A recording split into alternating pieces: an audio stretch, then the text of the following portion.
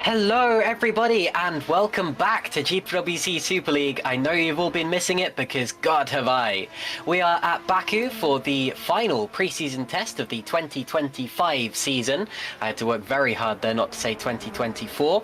And we'll be going for a couple of hours. We're going to be covering this broadcast and letting you know all of the headlines, the lineups, and the teams who are going to be involved in this year's championship. My name is Caitlin Penny. The cameras today are being brought to you by Remco de Zeeuw, and I'm being joined in the commentary box by Ed Hunter. Ed, how are you doing? Oh, pretty good, Frank. I think I agree with you. It's like a man on a desert island gasping for air. Give me some Super League. And finally, Super League we're going to see our teams back in action. Some new faces, returning faces as well to the championship. And I think it's going to be really exciting to see where everyone shakes out. And not least some returning teams as well. Up and down the GPV ladder, we got all these legendary names that decided in after 25 years of Grand Prix Virtual World Championship, when a very, very rich history we got, that the 25th year is the one that they want to come back in. So that is great to see. And yeah, this is the pre-season test taking place at Baku, the venue for the Azerbaijan Grand Prix, of course, that we saw in action last season. Believe it's on this season's calendar as well, a bit later in the year, of course. So everyone getting some crucial laps in. And I believe that the test session has been going for a couple of hours already, and we're in for the sort of final 2.5 hours. We're going to be able to take you through it and introduce you to all the main players taking part this season. Yeah, so you mentioned the 25-year stat. GPVWC, of course, a championship with a rich history in sim racing. Of course, hasn't been in rFactor 2 the whole time because rFactor 2 has not been open the whole time, or has not been available. Only 20 years for rFactor as well, the original rFactor. That's very, very true. But yes, GPVWC would have originally started on the old Grand Prix games. I believe we used to use the original rFactor. There have been multiple different styles of racing. Of course, at first it all happened offline, and people submitted their hot laps to the internet, and then of course they were able to start racing wheel to wheel in around 2008. So it's a championship that has evolved quite a lot, but it has maintained its prestige, and we are very, very proud to be celebrating 25 years, a quarter century of GPVWC as of this year, and our 26th season, I'm sure, will be just as good as all of the others, if not better. You mentioned the calendar as well. I noticed earlier, Remco, we had a graphic for the calendar. Would we be able to get that up? We will indeed. If what you see today tickles your fancy and you just cannot wait for the Australian Grand Prix, then you are not alone by any means, but I'm afraid you will have to wait to March the 13th, because that is when we will be going racing. All of these dates, you may know, are going to be taking place on Thursdays, so mark your diary and make sure you've got nothing going on Thursday evenings. That is, at least, of course, if you're in the majority of the world. I understand in Australia, for example, it may actually be the early hours of Friday morning, but there you go. The Turkish Grand Prix returns to the calendar after a few years away. That will be on the 27th of March. And then we go to the Japanese Grand Prix, the second year since it was moved earlier in the championship. Of course, traditionally, it marked the start of the final quarter of the season, not so much nowadays. We're going back to Saudi Arabia, just as we did last year. The Spanish Grand Prix is a staple of the calendar, as is the United States Grand Prix, but of course that is much, much earlier. And I believe, I'm actually going to get the calendar up now, but that may be a different track to the one we're used to. The only trouble is, sorry, what was that? Indianapolis. Yes, you're absolutely right. Yes, I'm just being reminded by Remco de Zeeuw that it was Indianapolis. See, the trouble I'm having right now is that I know these things loosely, but I can't click away from Discord, which is where I'm watching the broadcast, because when I do, my voice apparently cuts out, so I'm having to do this all from memory. But we'll figure that out as we go along. The Canadian Grand Prix, another staple of the calendar, that's always one I look forward to. And then, of course, the British Grand Prix, my absolute favourite, although I understand full well that I am biased. The German Grand Prix is the first race of the second half of the season. Then we go to Spa-Francorchamps in Belgium, because of course we do. We couldn't not do that. The Hungaroring will be on the 14th of August. That's after it marks the start of a little bit of a break for the second half of the summer. And we will be back in nearly a month's time after that for the Italian Grand Prix, the Mexican Grand Prix, and then Singapore, Brazil, and Abu Dhabi complete the calendar.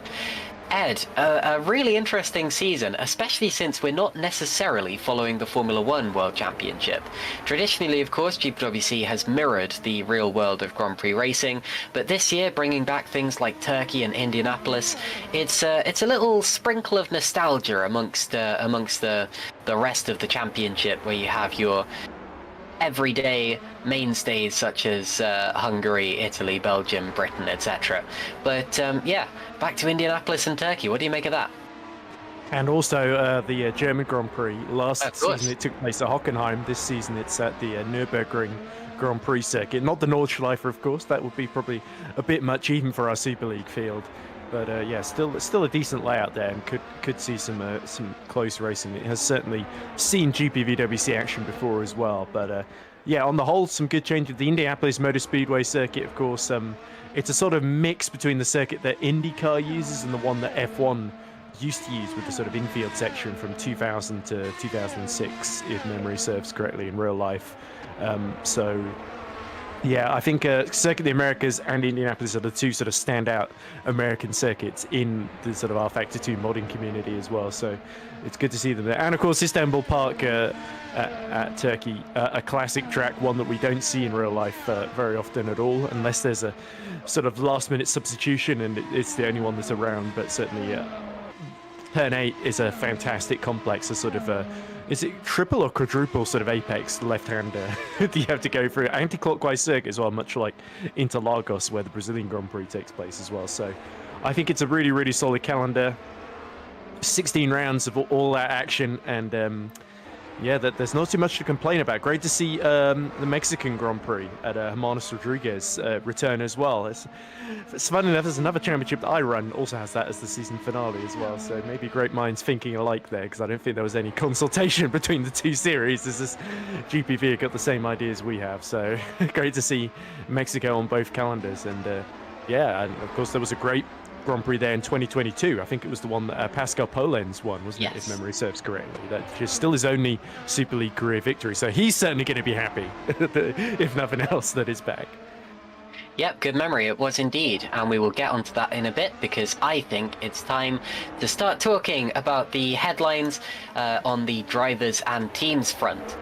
So how we're going to do it today is we're going to, whoopsie daisy, have a big crash according to Riot Kill.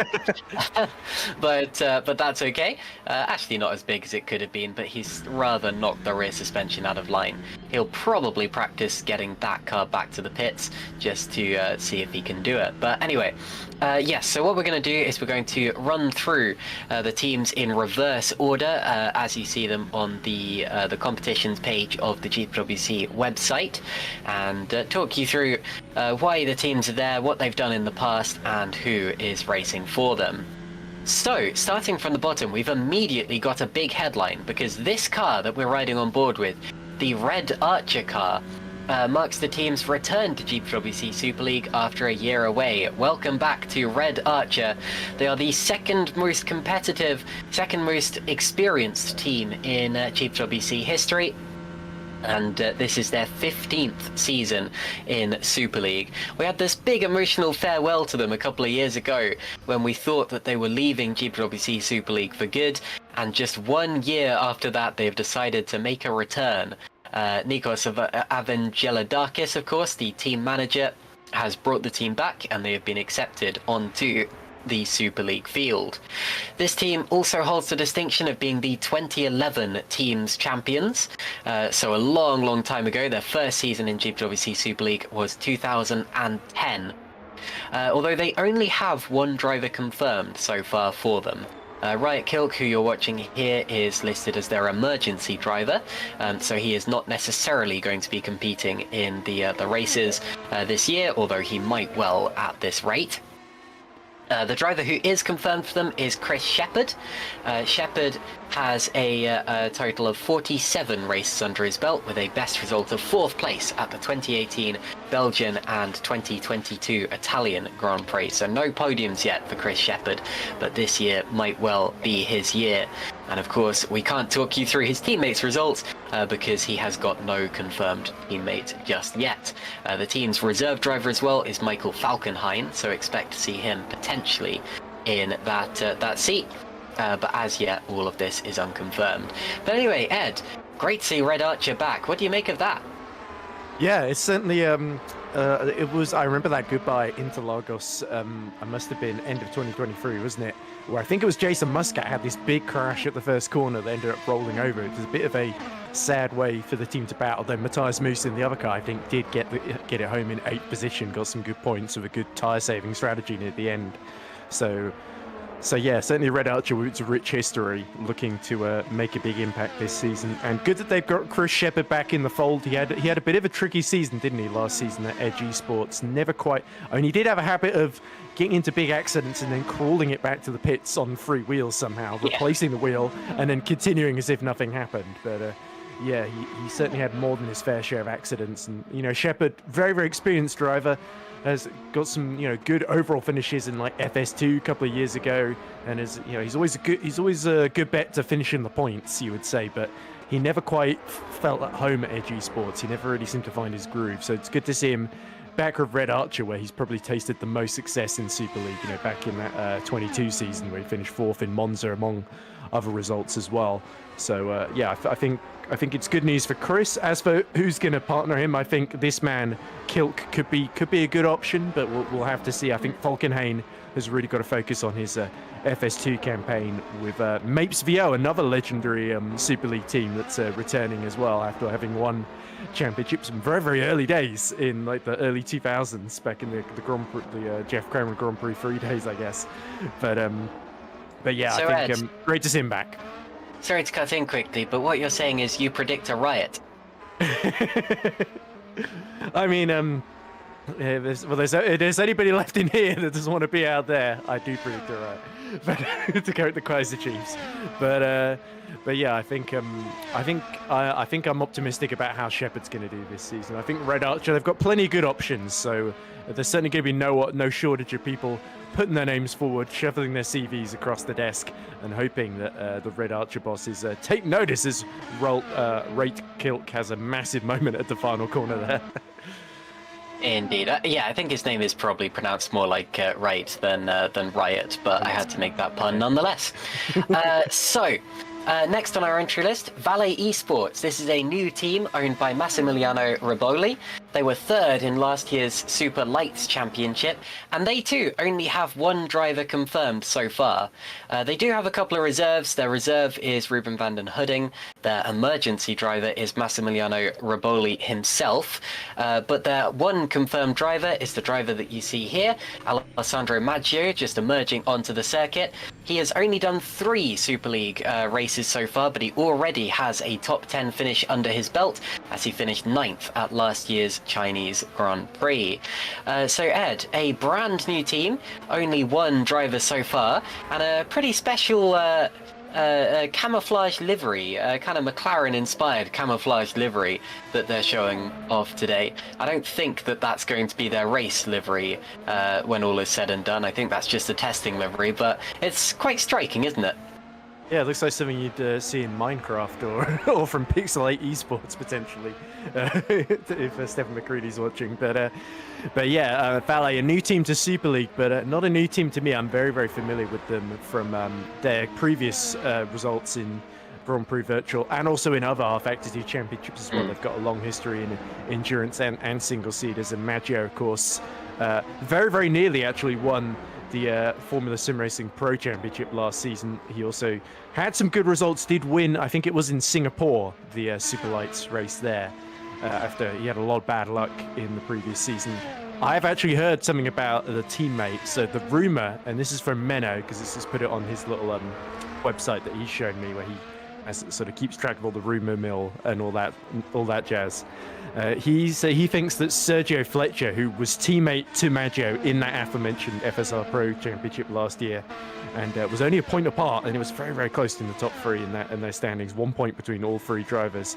Sergio Fletcher, the Spaniard, who you may have seen drive for Adonis last season, had some very good performances. Remember Interlagos, where he tried, in 2 instances, he was able to try and pull off the double move, wasn't he, at the Senna S in those wet conditions. So Fletcher really, really impressed. He was also quite good here in Baku as well, if memory serves, for Adonis, when he was filling in for Janos Braksok, the Hungarian. So yeah, I think I'm very much expecting to see Fletcher in action, and I think him and Maggio get on extremely well as well. They some really, really good teamwork from what I've seen between the two, that they're always like prioritize the fastest one regardless of which one it is. Maggio, you have to say, incredible speed. He's had some brilliant pole positions in the races, though he's still got a little bit, I think, left to learn, but I think it's about the right time, I have to say, for him to go up to Super League, and I think similar for Fletcher as well. So I expect Valle to be a big surprise this season. I think the Italian team and those yellow cars are definitely going to be in places we don't expect them to see in the top 10. So I think Valle could spring a few surprises here and there across the season. Yes, indeed. You mentioned Valle's endurance exploits. Pretty much every rFactor 2 endurance series, you will see at least one Valle esports car involved in. And as for Sergio Fletcher, I think that would be a big signing for the team, and I wouldn't be surprised whatsoever if we end up seeing him on the grid this year. Luckily, all of the other teams have actually confirmed 2 drivers, at least for the start of the season. You're unlikely to see every team keep their full driver lineup for the whole season, but we do at least have a provisional entry list for everyone else. So let's move on now to Spark Racing Team, another one of our brand new entrants for this year. This is a team owned by Vincent Gutt, who is of course going to be racing for them this year.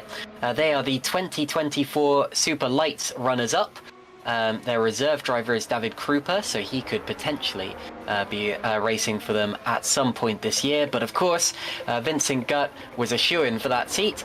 He's driven 13 races in Super League with the best result of 12th place at the 2022 Singapore Grand Prix. And he is, of course, the first owner driver that we have seen in this championship.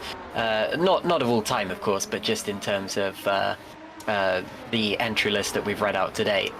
And joining him is Loic Mounier. He's driven 4 races in Super League with the best result of 4th at last year's Austrian Grand Prix. He, of course, used to own the Edge Esports team, at least temporarily.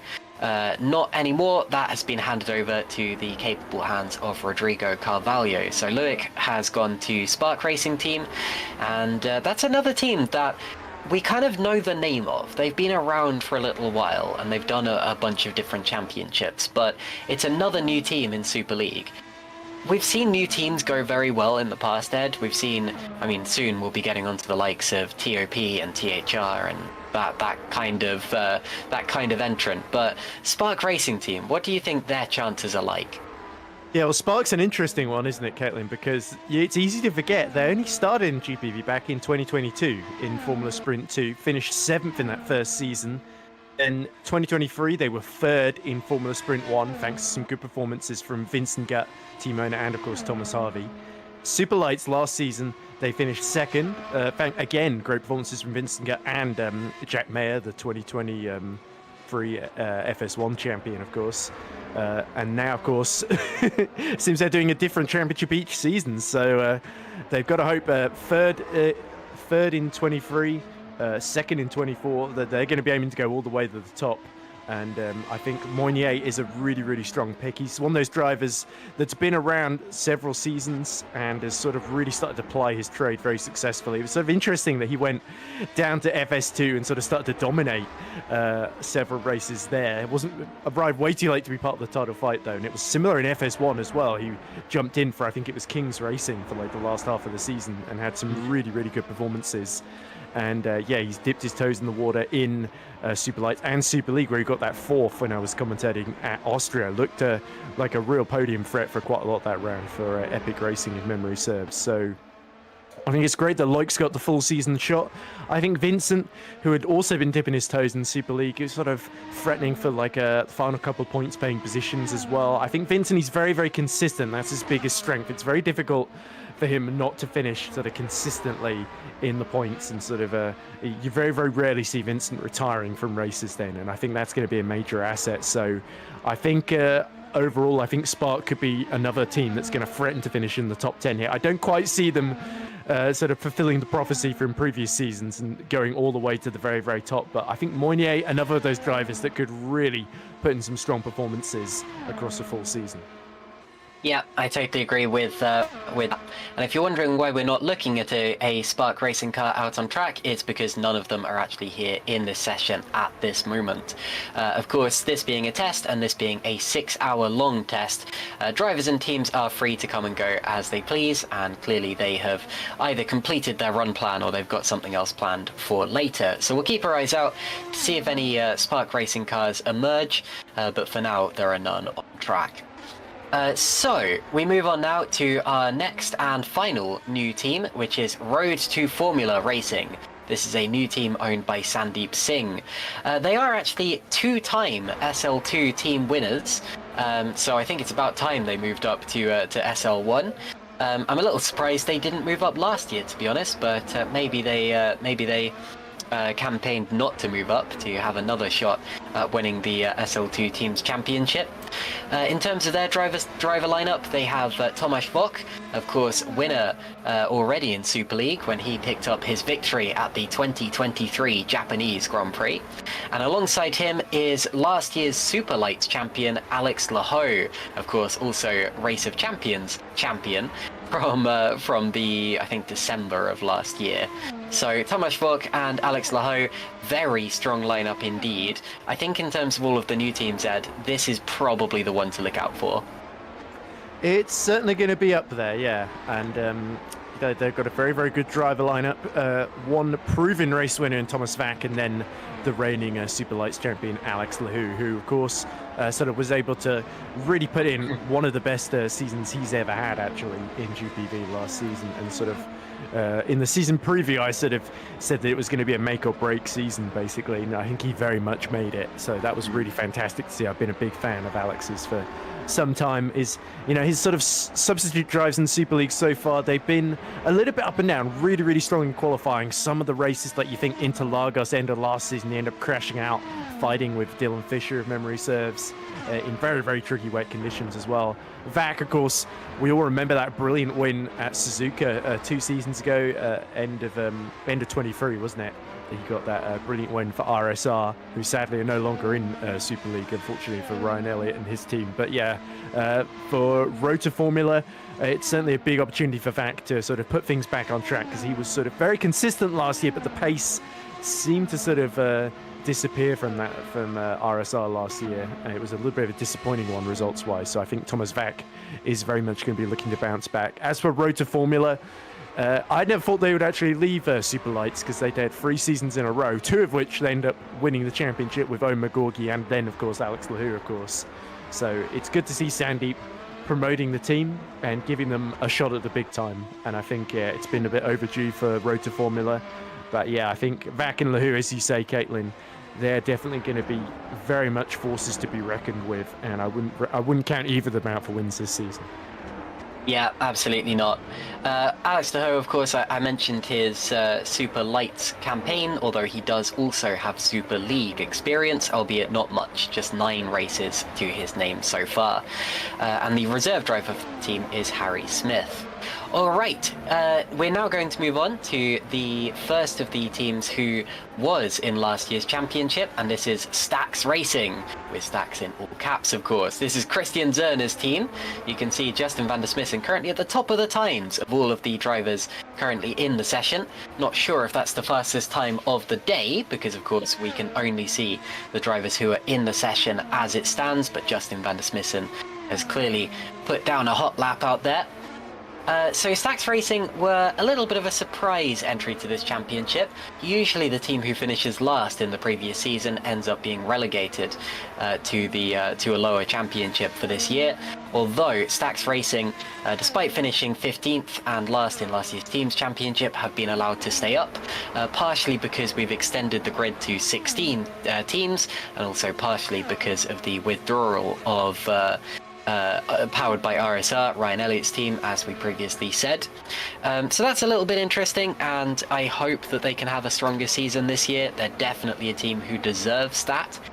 In terms of their driver lineup, they've actually kept it exactly the same as last year. The driver you see on your screen right now, Justin van der Smissen, is only the reserve driver for this team. The official and provisional entry list currently Zeeuw and Istvang Singel. Zeeuw has 28 races under his belt, with a best result of 5th at the 2023 Australian Grand Prix, and Istvang Singel, who was a rookie last year, started 12 races, but unfortunately scored no points. Fortunately for Istvang, he was a little bit crash happy and retired from the majority of the races that he started. Ed, what do you think Stax need to do to pick themselves up and have a stronger year? Well, I think it's just a case of, firstly, they didn't have a whole lot of luck on their side last season. There was lots of double retirements from both drivers, and I don't think it was all necessarily the fault of Zeeuw and Singer, because I've seen in other championships like FSR Pro, where they were ironically teammates there last season as well. Zeeuw actually had a very decent season, won the season opener and finished 4th in the championship, so kept the sort of his own title hopes alive right until the final race.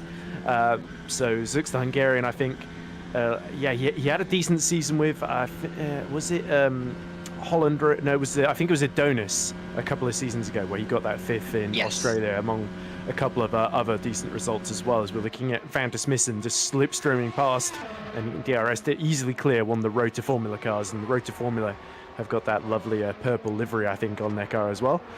But I think Zeeuw is definitely a driver with a lot of pace. It's just unlocking it on a more consistent basis. They tended to qualify in the sort of middle of the pack for most races, and then that was what led to usually the trouble. So yeah, I think Zeeuw in particular, there's a strong driver that could turn things around. Singel, a little bit less experienced. He's another driver that in FSR Pro is able to get a couple of top 7s, but yeah, very, very difficult for him to get to the end of these races. And a couple of times he got disconnected as well, so I don't think it was all, again, completely his fault. But yeah, these are very, very tricky cars for the unprepared to just jump in. They do take a lot of practice to sort of get on top of them, and the handling model done by the team here at GPV does change in between each season a little bit as well for all the categories. You may even notice some of the cars look a bit different, as Justin van der Smissen definitely getting the exit of the castle section a little bit wrong there and having a massive tank slapper, which he impressively saves. But yeah, I think Stax, Christian Zerner, that he really needs both of his drivers to just finish the races a bit more consistently, and also to just learn the lessons from last season. There's an even bigger moment for the R2F car in the background there that crashes right into the wall at turn 16. But yeah, I think Christian Zerner has made the right choice to sort of keep faith in his drivers, because I think both of them have got potential and they've shown it in the past. They just need to deliver at the highest level, which I think is easier said than done. So I expect Stax to score a few more points than they did last season, but I don't think it's going to be particularly easy. No, it's not. Also worth noting that this is very much a testing livery for the team, or rather a non-livery, not a single sponsor or anything on that car. Where's the deer? Where's the stack? Absolutely, absolutely. Well, we know that they're going to bring something more special than this, because Christian Zerner himself is quite a renowned livery designer. So we're all eagerly anticipating what that car is going to look like when it turns up in Australia, and I'm sure that it's going to be one of the best looking cars on the grid, even though now it just looks like a coding error running around out there on track with absolutely nothing on it. So that was Stax. Moving up slightly, we have Green Stripes Racing. This is their 13th season in Super League, so another extremely, extremely competitive, extremely renowned team. And I tell you what, they've taken the green part of their name quite literally, haven't they? This appears to be another testing livery, which will be altered before the start of the season. Green Stripes this year have, well, who's in the car now? Oh, it's Stein Hangraf. Stein Handgraf, of course, who raced for them last year, has 15 races under his belt with a best result of 10th place at last year's German and Brazilian Grand Prix. So he's done 10th place on 2 occasions, still no finishes in the single-digit numbers just yet. Alongside him will be a returning driver in Wopke Hoekstra. This is his first time in a GPVWC Super League seat since 2021. He has 33 races with a best result of 9th place in 2017 at the Monaco and German Grand Prix. And Wopke, funnily enough, I always bring this up in broadcasts, was one of my first team bosses in sim racing back in a championship called WCS League in 2017. So welcome back, Wopke. And that's a lineup that has... I think it's a mix of kind of youth and experience. I think Stein Handgraf is as yet unproven, but I personally see a lot in him. I think that he is getting there, and I think he'll be more competitive this year than he was last year. And Wopke Hoekstra is a delightful figure who I'm sure will deliver some results in that car this year, Ed. Yeah, Green Stripe's an interesting one, of course. I think they have previously won Super League Teams titles as well. I think back in, they had a very, very good season in 2012, I think it was. So yeah, it has been a while since they've tasted the ultimate glory in the top class. But yeah, they've been sort of an underdog team the last couple of seasons. And Handgraf, I think, was the ultimate underdog because he was put in the car. He'd only had a couple of FS2 races. He'd been sim racing elsewhere, and he's, of course, an engineering student. He's hoping to work in real life for real life racing teams as well. I haven't asked him how that's been going recently, but yeah, Stein, I've been very impressed every time I've seen him in the car. Just very, very calm, very, very consistent. Whenever there's rain as well, he always tends to be right on it in terms of race strategy. Always figures out instantly when the track's in sort of conditions where he needs to change tyres, and he's usually one of the first to take the gamble as well. So I feel like he's going to be unintentionally sort of leading the strategy, and the other teams that might be having to watch him in some of our wet dry encounters. But yeah, he's a very, very likable character, very, very enthusiastic, youthful, like you say. And I really think he's going to build on what was the expectations were low last season, but he absolutely sort of came out of nowhere, was able to get 10th in Hockenheim and into Lagos, and he had a couple other really good races where he was sort of in the mix in that top 15 as well. So I think Green Stripes have got maybe a potential star of the future on their hands. As for Wopke Hoekstra, yeah, he was in FS1 last season as well. He'd done sort of the last season and a half there and at HGP, and yeah, the Dutchman, he didn't really have things go his own way. He's another, like you say, getting very, very likable character. He's been in GPV for a while, but it's been a long while since he's really been sort of in the fight for the top positions. So it's a bit of a risky move to go all the way back up to Super League, but certainly Wopke is up for it. He's gonna roll the dice and see what happens. I certainly think he's got the experience to deliver well, and he's certainly going to help Handgraf along in his second season as well with all that experience at his disposal. So I think it could be they could be another team that surprises us this season. But I think Handgraf is probably going to be your main one to watch. Yeah, I agree with that.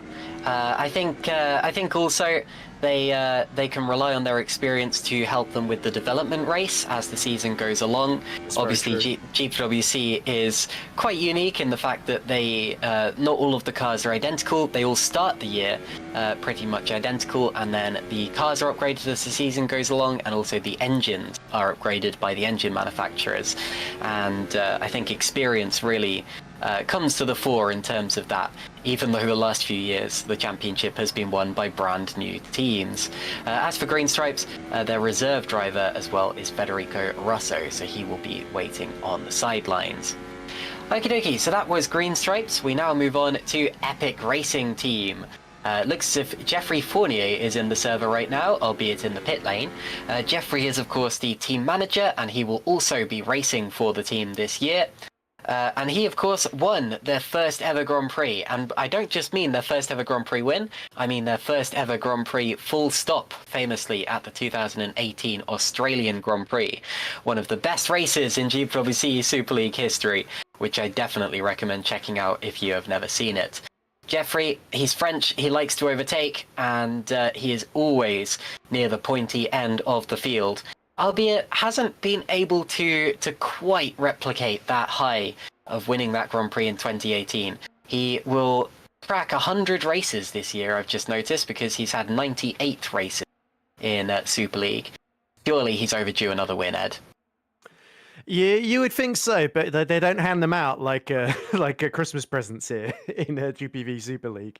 You do have to work quite hard for them. Lovely livery on the Epic Racing car. Looks very 1970s Team Lotus, certainly.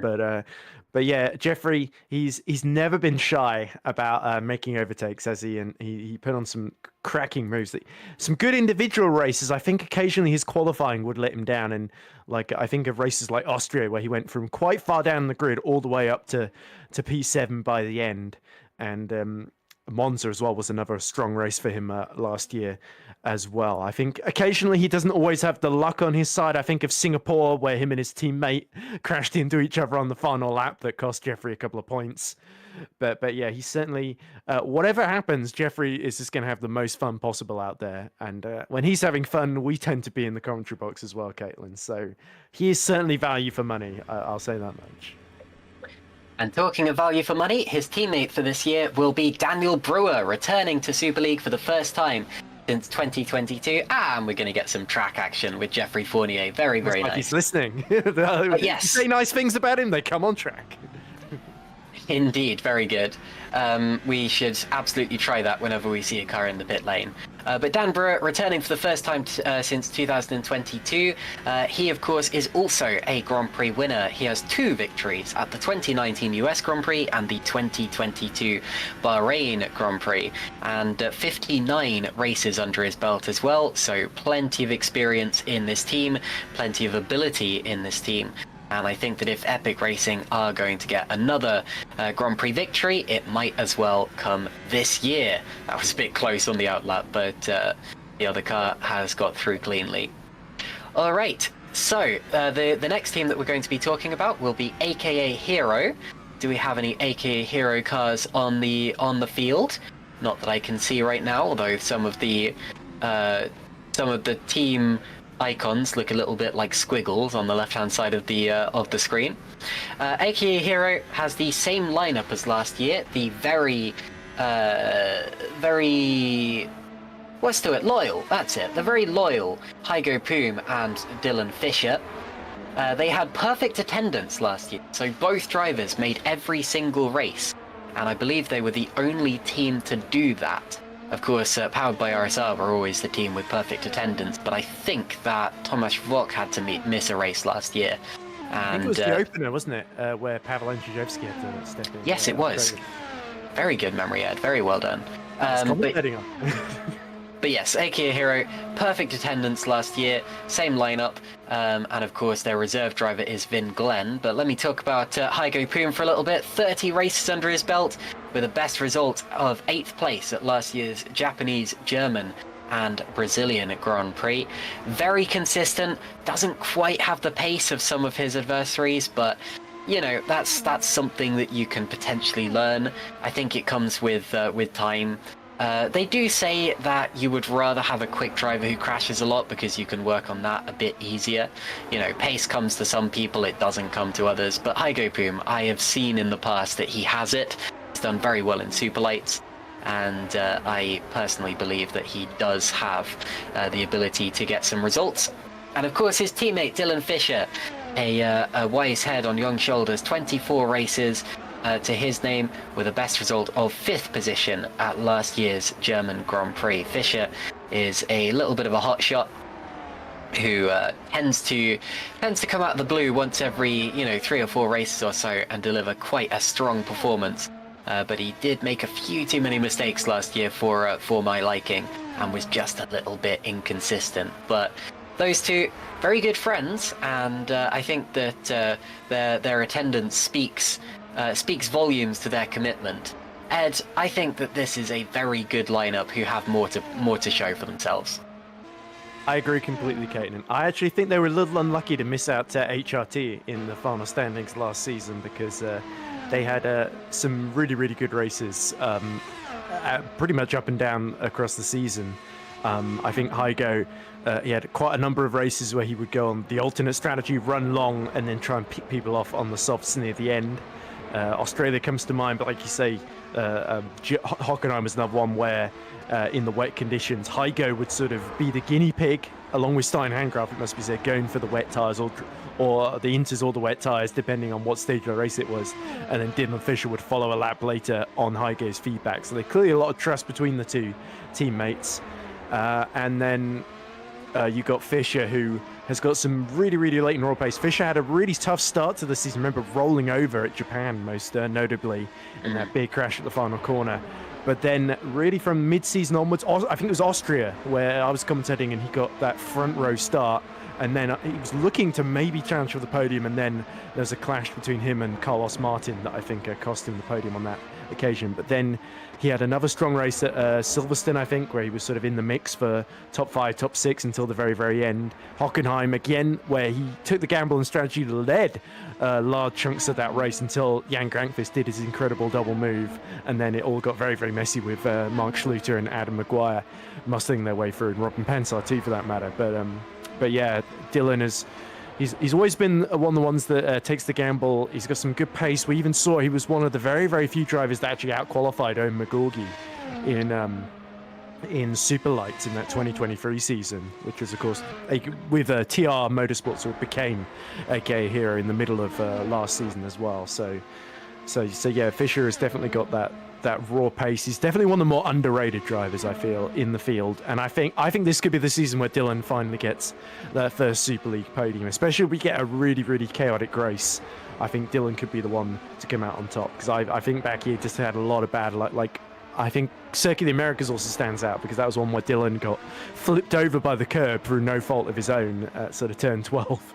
Goodness me. Dylan flipped 3 times last year, didn't he? Because he flipped at Singapore as well. So Japan. That's true. Singapore wasn't going well before that, admittedly. But I don't think I noticed this at all last year. But yeah, what affinity does Dylan Fisher have for plonking his head on the floor? That's a question you'd have to ask Dylan and his family, I guess. Fair enough. Okay. Well, that was a Kia Hero. We'll have to wait and see what they do, but not really worth talking about them right now because they're not out on track at all. But a team who are our Holland Racing Team, HRT. They actually have 2 drivers out on track right now, with Lauren Keersmakers and Stefan Rot, and we are watching their reserve driver, Lauren Keersmakers. That shade of green's interesting. Kind of makes it look like they've got Flovis paint on the rear wing. I wonder if that was the intention for this testing session. But anyway, Holland Racing Team, of course, another mainstay of the GPWC Super League Championship. They don't Boos in their lineup this year. He, of course, drove almost every race last season, but they have gained, and this is very exciting, 2021 Super League champion Stefan Roel. Of course, Stefan winning the championship on the last lap in that thrilling championship finale. He has 5 wins to his name in Super League, and he was also the 2018 Formula Sprint 1 champion back in the first year where it was called FS1, I think, because obviously before that it was Super Cup. But yes, Stefan Roel, what a name. He's been there or thereabouts in GPWC the last few years. He hasn't had a permanent ride in Super League since, I think, 2022. He's been a little busy on Thursday evenings with work and things like that, and it may well end up being a case this year. I'm not sure what his personal situation is like, but it may well end up being a case that he drives when he can and hands over to a reserve driver when he can't race. I think that would be a little bit of a shame, but you know, that was very much how he treated last year's championship, and we'll have to wait and see what he ends up doing. But they do have a very competitive reserve driver. Lauren Keersmakers, of course, a Super League winner in his own right, still holds the record for the most time between Grand Prix wins, I think. Because of course Keersmakers used to race in Super League and win races back in the mid 2000s. Last won a race in 2007, I think, and then shocked everyone by making a return in the late 2010s. Won the French Grand Prix in, I think, 2019. So that's a record which will probably stand for a very long time, but there you go. And then, of course, the other driver who is confirmed to be racing for that team is another returning driver, actually, Maciej Młynek, who returns to Super League for the first time since a one-off drive that he did in 2023, and the first time that he's had a full-time drive since 2022. Młynek himself also has 3 Grand Prix wins, all of those taking place in 2022 in Portugal, Azerbaijan and Monaco. So a little bit of a street circuit specialist for that matter.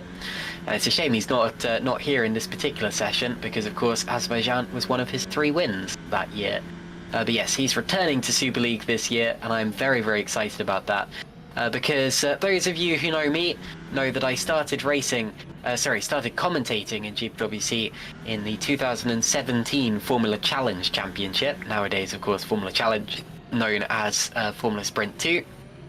And the champion that year was indeed the Polish driver Maciej Młynek. So, always gives me a little bit of nostalgia when I see that name, and it is great to see that he is still racing in GPVWC Super League. So, Ed, we've got 2 champions on that lineup. We've got championships from Super League, FS1 and FS2. That's quite a lineup there. Yeah, certainly. It's although they've lost Matthias Moos and I think Pascal Pollens, they have gained 2 really, really strong drivers with a big list of results under their belt. But of course, it's been a little while since Ruralt's title. Of course, it was great to see him last season filling in for Owen McGorgy at TOP, where he got 3rd at Austria, and was generally, even though obviously his attendance hasn't been the greatest, as you say, due to other commitments, he hasn't lost a step. Every time he comes back, he reminds us everything that we love about him as a driver. And then, of course, Młynek, of course, has been away for a little bit longer as well. We didn't really see him at all last season, and we didn't see much of him in 23 either, for that matter. So he's another driver that's looking to just pick up roughly where he left off. But yes, he needs to dust off those cobwebs quickly as well, and HRT could well be the place to do it. So I think the idea is Młynek is probably going to do the whole season, and Ruralt will probably do as much of the season as he can, and then maybe someone like Keersmakers will sort of fill in for Ruralt in the rounds that he can't do. And Keersmakers, I think, also very, very briefly, he did actually have the record in Formula Sim racing for like most years in between appearances, where it was like he did the 2012 season, disappeared for 10 years, and then showed up again in 2022, did the whole season. It's actually pretty solid as well. And then that record got immediately beaten last year by Matthias Stare, who had 15 years in between seasons, and he actually finished 23rd in both of those seasons as well, in 2009 and 2024 as well. So it must have been slightly annoying for Lauren Keersmakers, though he's probably got more points than Matthias Stare, it must be said, in FSR and in GPV as well, for that matter too. So yeah, I think all 3 of them could do a fantastic job this season, but I think the question mark is really over attendance for Ruralt. That's going to determine whether this season is a big leap forward for HRT or not. But they could be a very, very solid mid-table team at the very least, you'd expect. Yeah, very good stuff from HRT, and a very committed team, of course, run by Dethan Rutring, who always messages me before Grand Prix with information about how it's going to go for them, what they've been doing to make sure that they're competitive, and all of that malarkey. So thank you for doing that, Dethan. I hope that you keep that up for this year. So we're now moving on to Fraser Tartan Racing, and you may be thinking, well, who? Because, of course, it sounds like a brand new team. However, this is the remnants of the Nocturne team from last year, of course, Toby Davis's team. Toby Davis actually messaged me personally to let me know why there has been a change of name. Of course, he announced that there would be a change of name during last year's post-season test. But he says, Nocturne was originally Tom Ely's team, but he's been working elsewhere in GPWC and we've parted ways. Fraser is because it's the 10-year anniversary of my grandmother's passing, that is Toby Davis's grandmother's passing. And she was half Scottish and part of the Fraser clan. There'll be some Scottish themes on the car, as well as some cancer research branding in honour of her. So that's very, very nice. And thank you to Toby for reaching out and letting me know just why that is the case. As for the driver lineup, it is 2 returning drivers to GPVWC Super League. Not Mike Quint, he is indeed the reserve driver for the car, I believe. Just going to quickly double check that. Yep, he's the reserve driver. They also have Moritz Kropp as an emergency driver. But in terms of their main driver, they actually have two drivers who have not been seen in GPWC Super League for a very long time. One of those is on track right now, and that is Sven Schubert. So Sven Schubert actually only has one Super League start, which was the 2017 Monaco Grand Prix. What a race to make your debut in, the Monaco Grand Prix. But he scored points on that occasion, finished 13th place overall. And of course in Super League, the points go down to 15th position and have done for a long time. He hasn't started a race in any category since 2020. So not only is he making a return to Super League, but he's making a return to GPWC in general. Toby Davis messaged me saying Sven Schubert is new to us. He comes from the other series, but has done some GPWC stuff before, never seriously. He's seriously fast and beat Mark Schluter on the weekend in another championship. He might be a dark horse for top 5s this season. So strong praise there for Sven Schubert. I've also noticed that Ruben Machete has been cheering on Sven Schubert in the YouTube chat. So welcome in, Ruben, and thank you for showing yours to Sven Schubert. The other driver confirmed racing for that car, for that team, and I'm seriously excited about this, is Matt Richard. Matt Richard returning to Super League after 11 seasons. He last raced in Super League in 2014. And he's also made no starts in any GPWC category since 2020. So welcome back to Matt Richards. He has 10 GPWC Super League races under his belt, with a best result of 9th at the 2014 German Grand Prix. And I best know Matt Richards from racing in the ITC, the Touring Car Championship, that GPWC used to run way back in the day. Toby has also sent me information about Matt. He says some bits about Matt Richard. I've known him since 2011-ish. He's raced against us, but never with us in other series. He's a good guy and also lives in South Wales, 25 minutes from me. That is 25 minutes from Toby Davis. So welcome back to both of those drivers. Ed, it's fantastic to see drivers return to GPWC Super League after such a long time away. And it shows that once you've got the Super League bug, it never truly leaves you alone. Yeah, you're always a potential driver for Super League, whether you realise it or not sometimes. Even when you're driving elsewhere, what you do is still notice. So it's great to see them back in the fold. And I think I do remember Matt Rich as well from another touring car series. He must have gone against our team and beaten us a couple of times as well. So yeah, very, very impressive there. And let's hope that he can replicate that form here. And as Sven Schubert as well, great to see him. Again, both of them making their returns from 2020 as well. So like you say, it's been 4 years that they've been dreaming about coming back to Super League potentially, and now they finally get to realise that dream. But as for Fraser Tartan Racing, it was also, while you were reading out the explanation, I think Moritz Kropp actually set the fastest lap of the session, 1:38.4, which literally 2 purple sectors as you were reading that out. So it seemed to give Moritz a little bit of a boost there. But yeah, of course, he was in the race team last season, had a little bit of bad luck, did Moritz Kropp, so he'll be there on standby in case Richards or Schubert need any help filling in.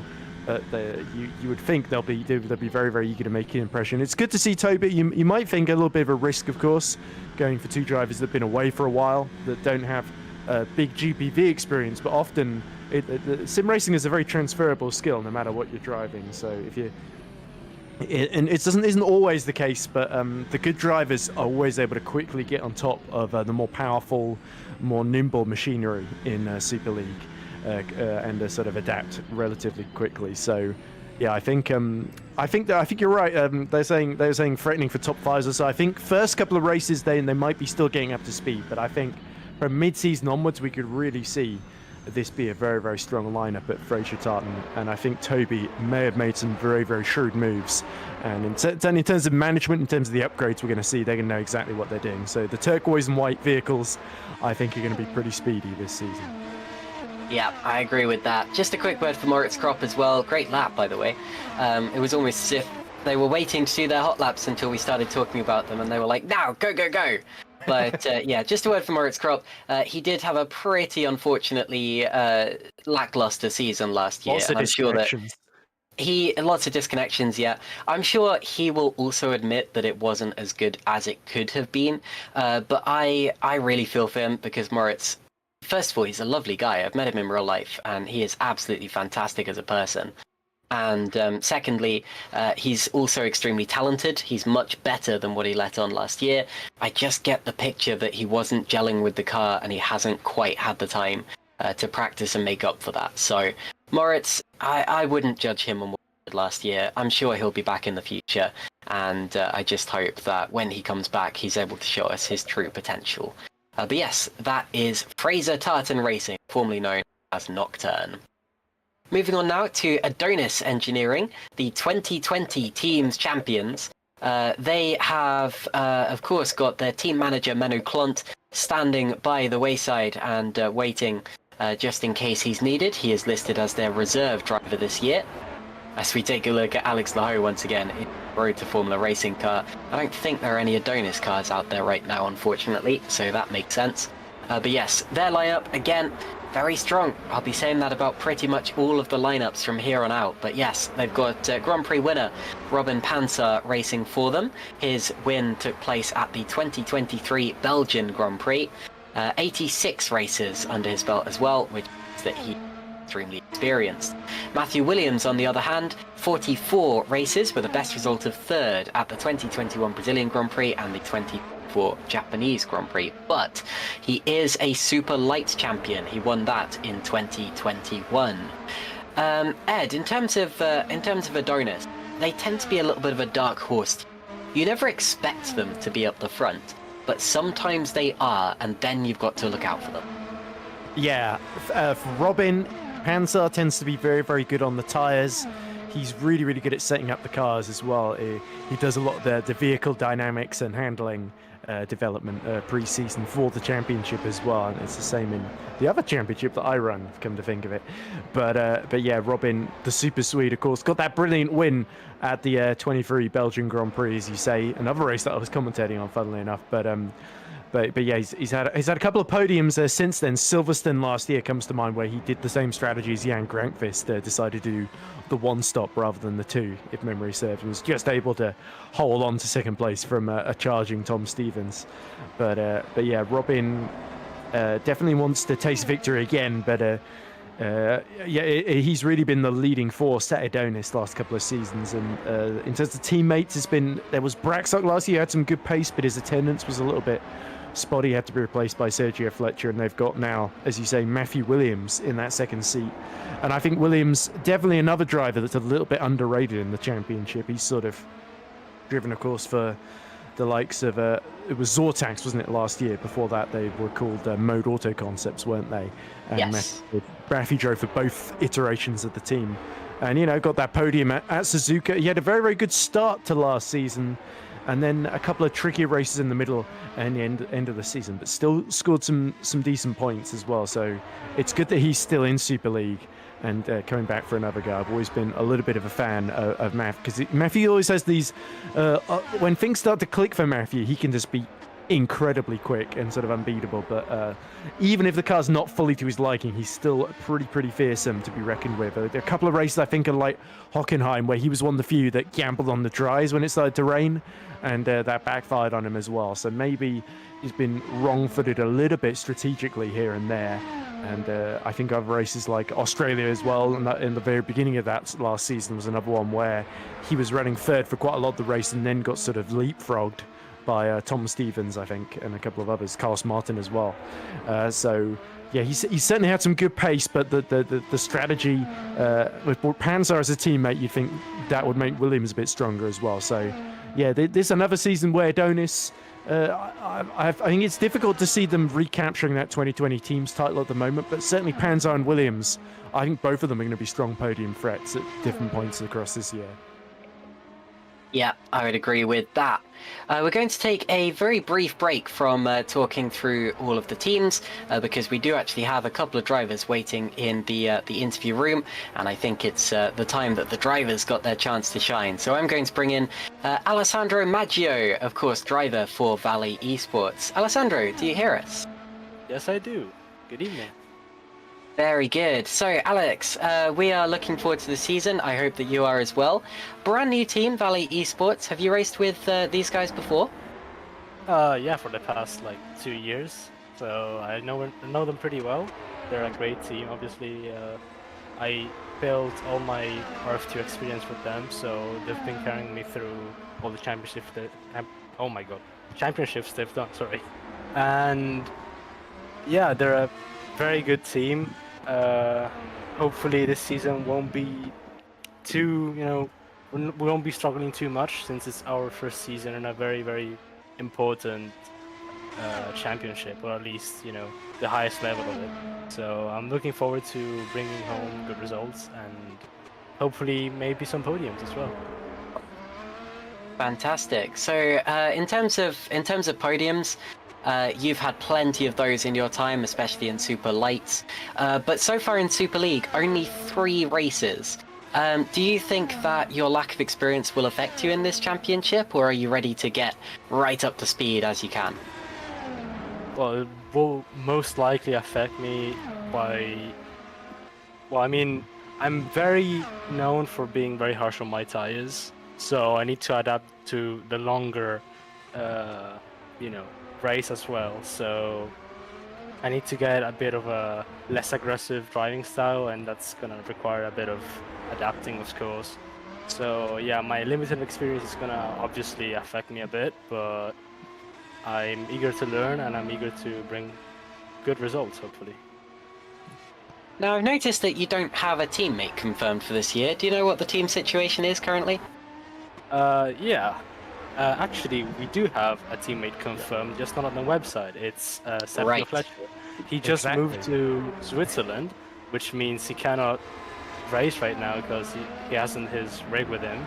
He's hopefully gonna find a job soon and buy everything back. But at the moment, he's not gonna be able to race. Okay, thank you for letting us know that. No, I'm just going off what we've got on the site because that's all that I can go off right now, but thank you for letting us know the situation with Sergio.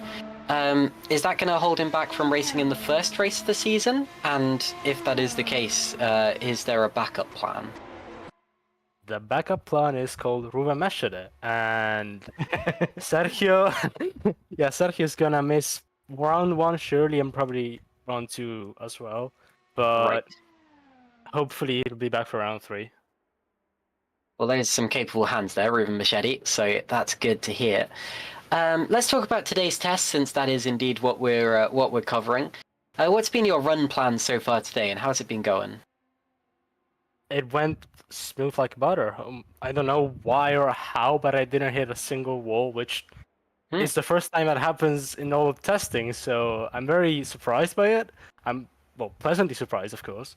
And my strategy was just, set in laps and don't crash, because I need to bring in the R&D points for the team, since we're about to start. And since I did waste some R&D points here and there in the previous testing sessions, I didn't want any trouble this time, so I just went very safe and very conservative.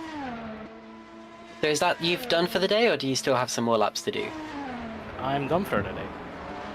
Fantastic. Well, congratulations, and cheers to not hitting anything. Very, very good stuff. What can we expect from you this year? Do you have a goal for your team's first season?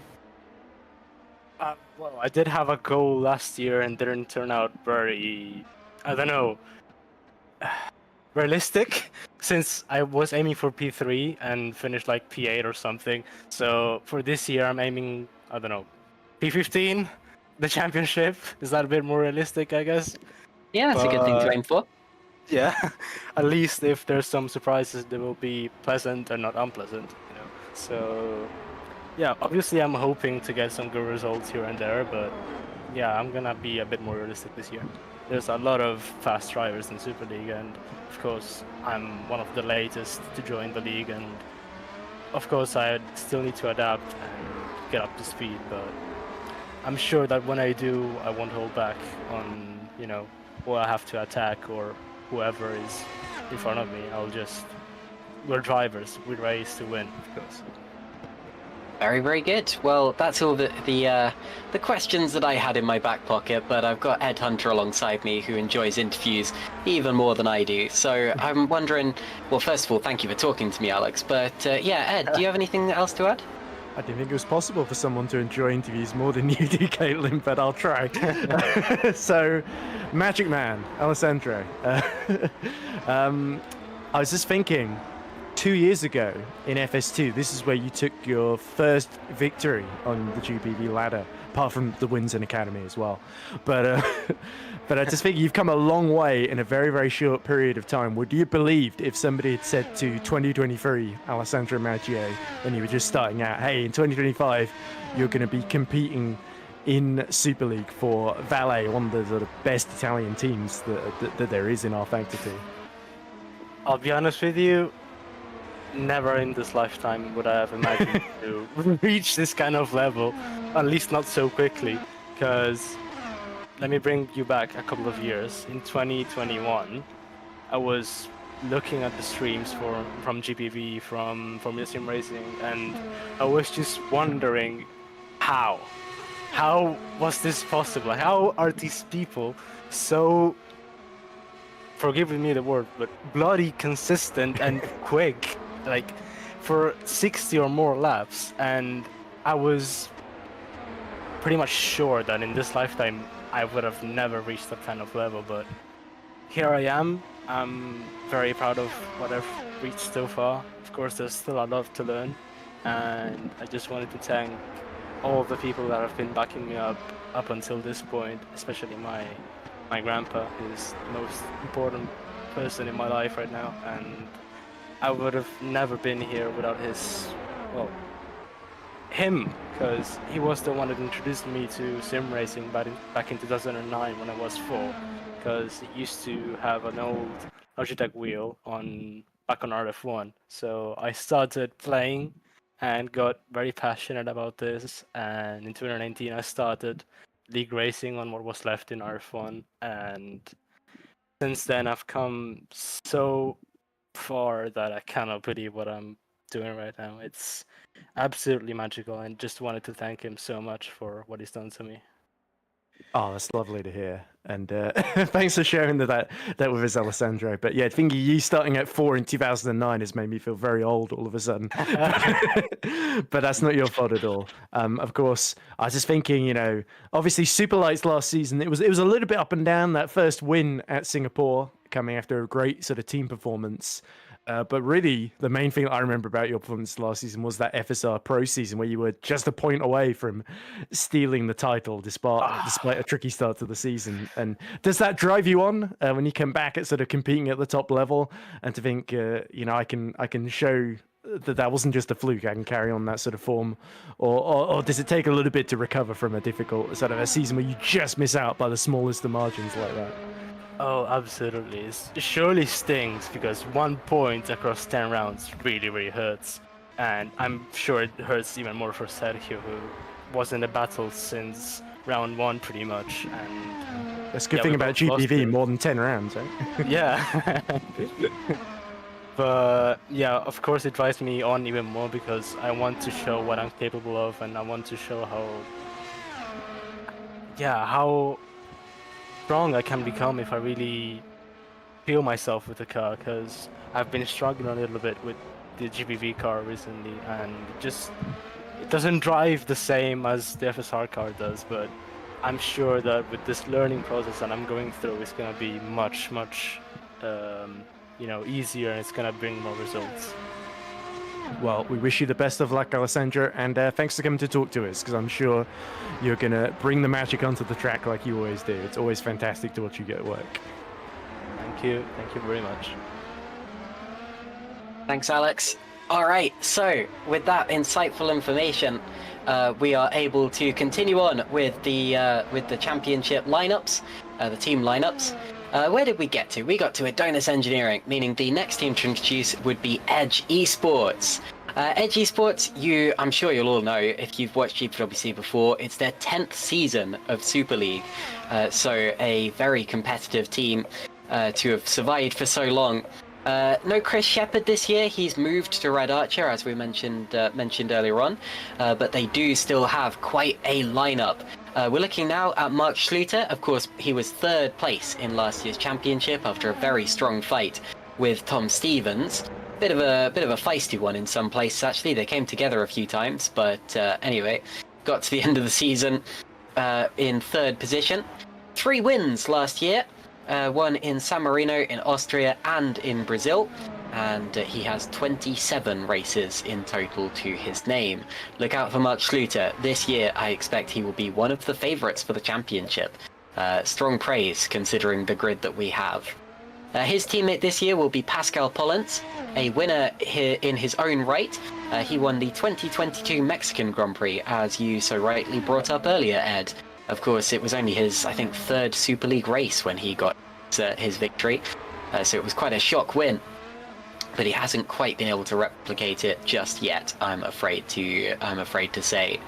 The emergency driver for that, or the emergency drivers for this team are Ben Skinner and Brody Lawless. Hopefully neither of those are going to be needed, and the team owner is Rodrigo Carvalho. Ed Hunter, 10 season of Super League, sorry. I'm afraid no teams championships just yet. They have fielded some drivers champions, such as, of course, Jake Dennehan a couple of years ago. But could this be the year? It's a little tricky to say. I definitely think Mark Schluter has got a great chance of being in the fight for the Drivers' Championship.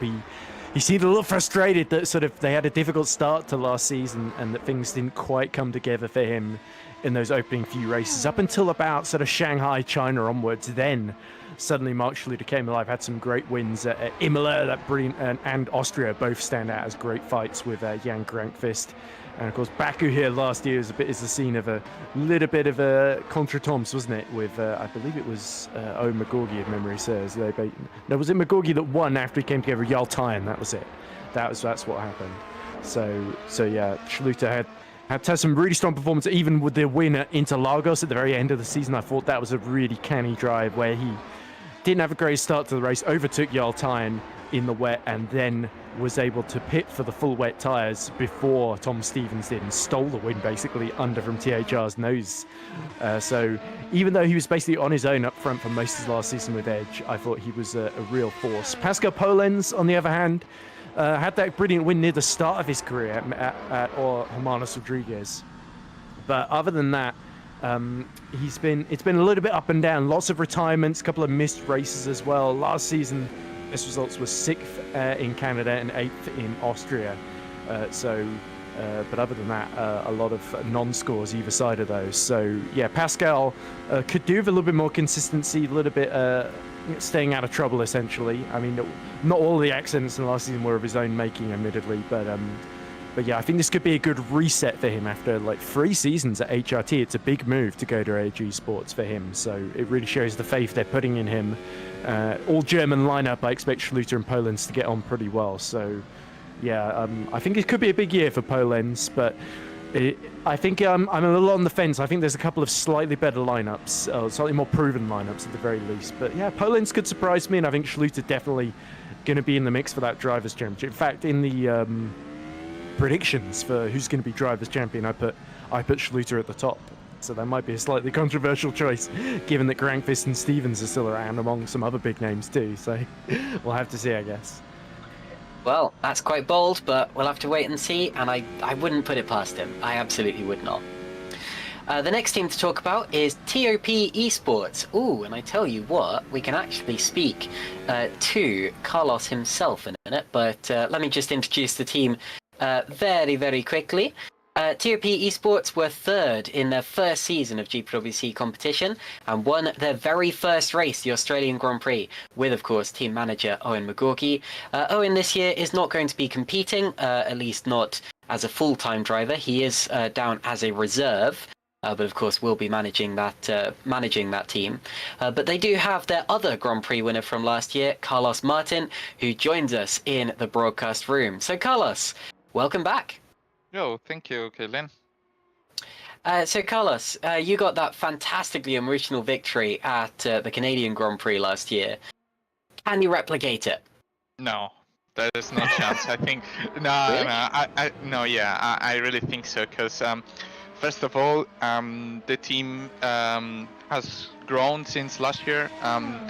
Last year when I won, I didn't like have a proper teammate. I didn't have a primary driver next to me. We had Jack, which he did an amazing job. He jumped to do one quali lap and then the race. We had a really crazy OP setup last year in Canada, and Shimon, who's going to be my teammate this year, I think on all races he's going to finish in front of me. So, I mean, I'm happy to take the second as long as he takes the first one. Well, Carlos, I think you should believe in yourself a little more because we have seen in the past you are quite a driver. You mentioned Shimon though, he is going to be quite a challenge. We haven't introduced him yet, but yeah, 4 Super League races under his belt. Best result of 10th place at last year's Singapore Grand Prix, but has won races on every other rung of the career ladder, from Super Lights to FS1, FS2, and even Academy. You say he's going to finish ahead of you pretty much every race this year, Carlos, but what makes you so sure of that? What is Shimon like as a teammate? I mean, it's the same info I had regarding Alex last year, and other people that they come as maybe an underdog to everyone, but I think he's gonna smash me, and that's okay. I'm fine with that. I'm gonna be his dog. I'm gonna be his guard. I'm gonna be just protecting him as much as he can to score the most points possible as a team. That's gonna be the goal. I think THR is like unbelievably good this year, like even better than last year. So it's gonna be almost impossible to beat them. But I think Shimon has what it needs to be with them. I will need to step up myself. Maybe not in the driving wise, maybe just setup wise, and try to create a gap with the setup analysis and the upgrade analysis, and that's what we are looking for to challenge them. I think it's a bit optimistic to say we will finish first, but we're always looking for that though. So, as I said before, we're here to commentate the pre-season test. I can see you've been setting quite a few laps on the server, second fastest of the drivers currently online. Have you completed your run plan for today, and how do you think it's gone? I mean, yeah, we already completed the run, and then we were doing some C5 low fuel runs, and you should guys put the camera on Shimon, because Shimon is preparing to do his quali attempt, and he's gonna be P1. I don't have any doubts he's gonna be P1 in the standings very soon. And yeah, we completed the plan. Also, TOP is an engine manufacturer this season, and we already collaborated a lot with engine clients, with HRT, with Spark. We also collaborated with Road to Formula, Epic, and Red Archer, so we are a very crowded engine manufacturer. And then we decided a path all together, and this is what it's all about, gathering all of us together and then deciding something as a unit. So you mentioned your engine, the Vertex, and how you are the manufacturer team for the Vertex engine. What does that mean for you? How is that going to benefit you over the season? I think most of the teams will have very similar choices, because I respect a lot the Donny's knowledge with Remington, because we were there, we were collaborating with them last year, and I think they were almost a perfect spot in everything. And I also believe THR is gonna do the right choices. So it just gave us the freedom to be wild if we want to, I would say. And I don't know if we will be wild with the upgrade choices, but we have this chance, so it's always positive, I would say. And personally, from a personal point of view, it was very important for me. Being able to choose wrongly or rightfully, it's very important for me. Well, I wish you the best of luck for the year. I'm sure Ed has some things to say as well. But yeah, thank you very much for speaking to me, Carlos. Yeah, sure. Ed, while we've got Carlos here, what would you like to say? Why would you not want to go wild with your choices? That's what I'm thinking. But, As but long as they're anyway. good, we're gonna go very wild.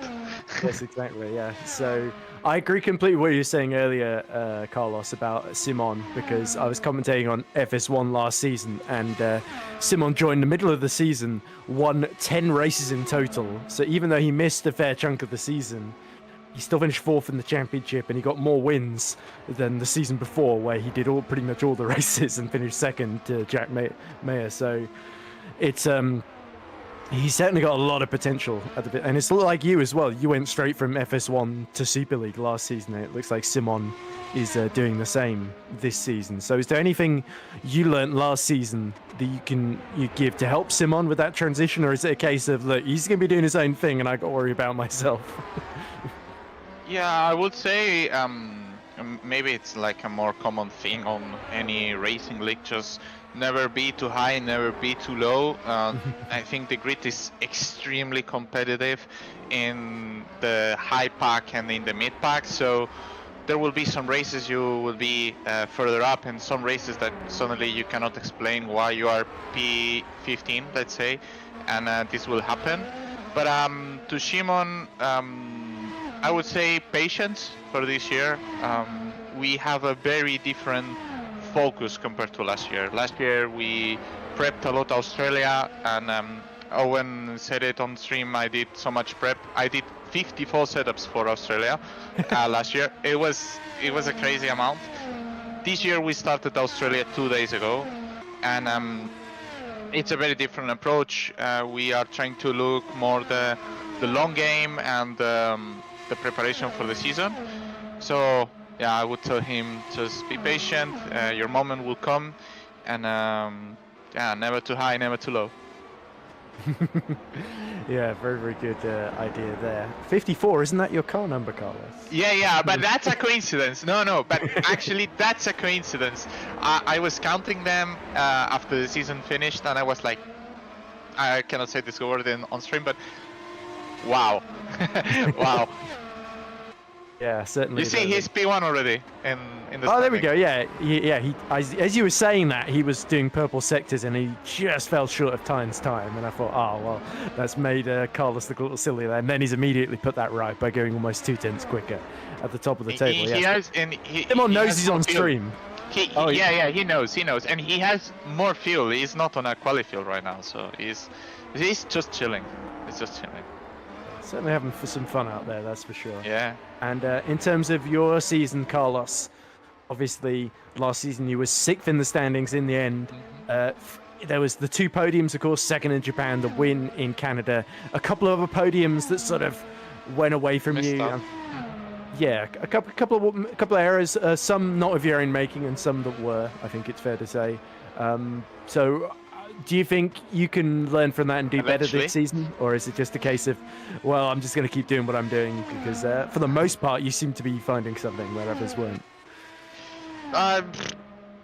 As I said, my goal is as a team, and Shimon, I don't care what I get. I mean, if I get podiums, that's fantastic, great. But for me, I will be happy when I see Shimon up and taking the results he has to get.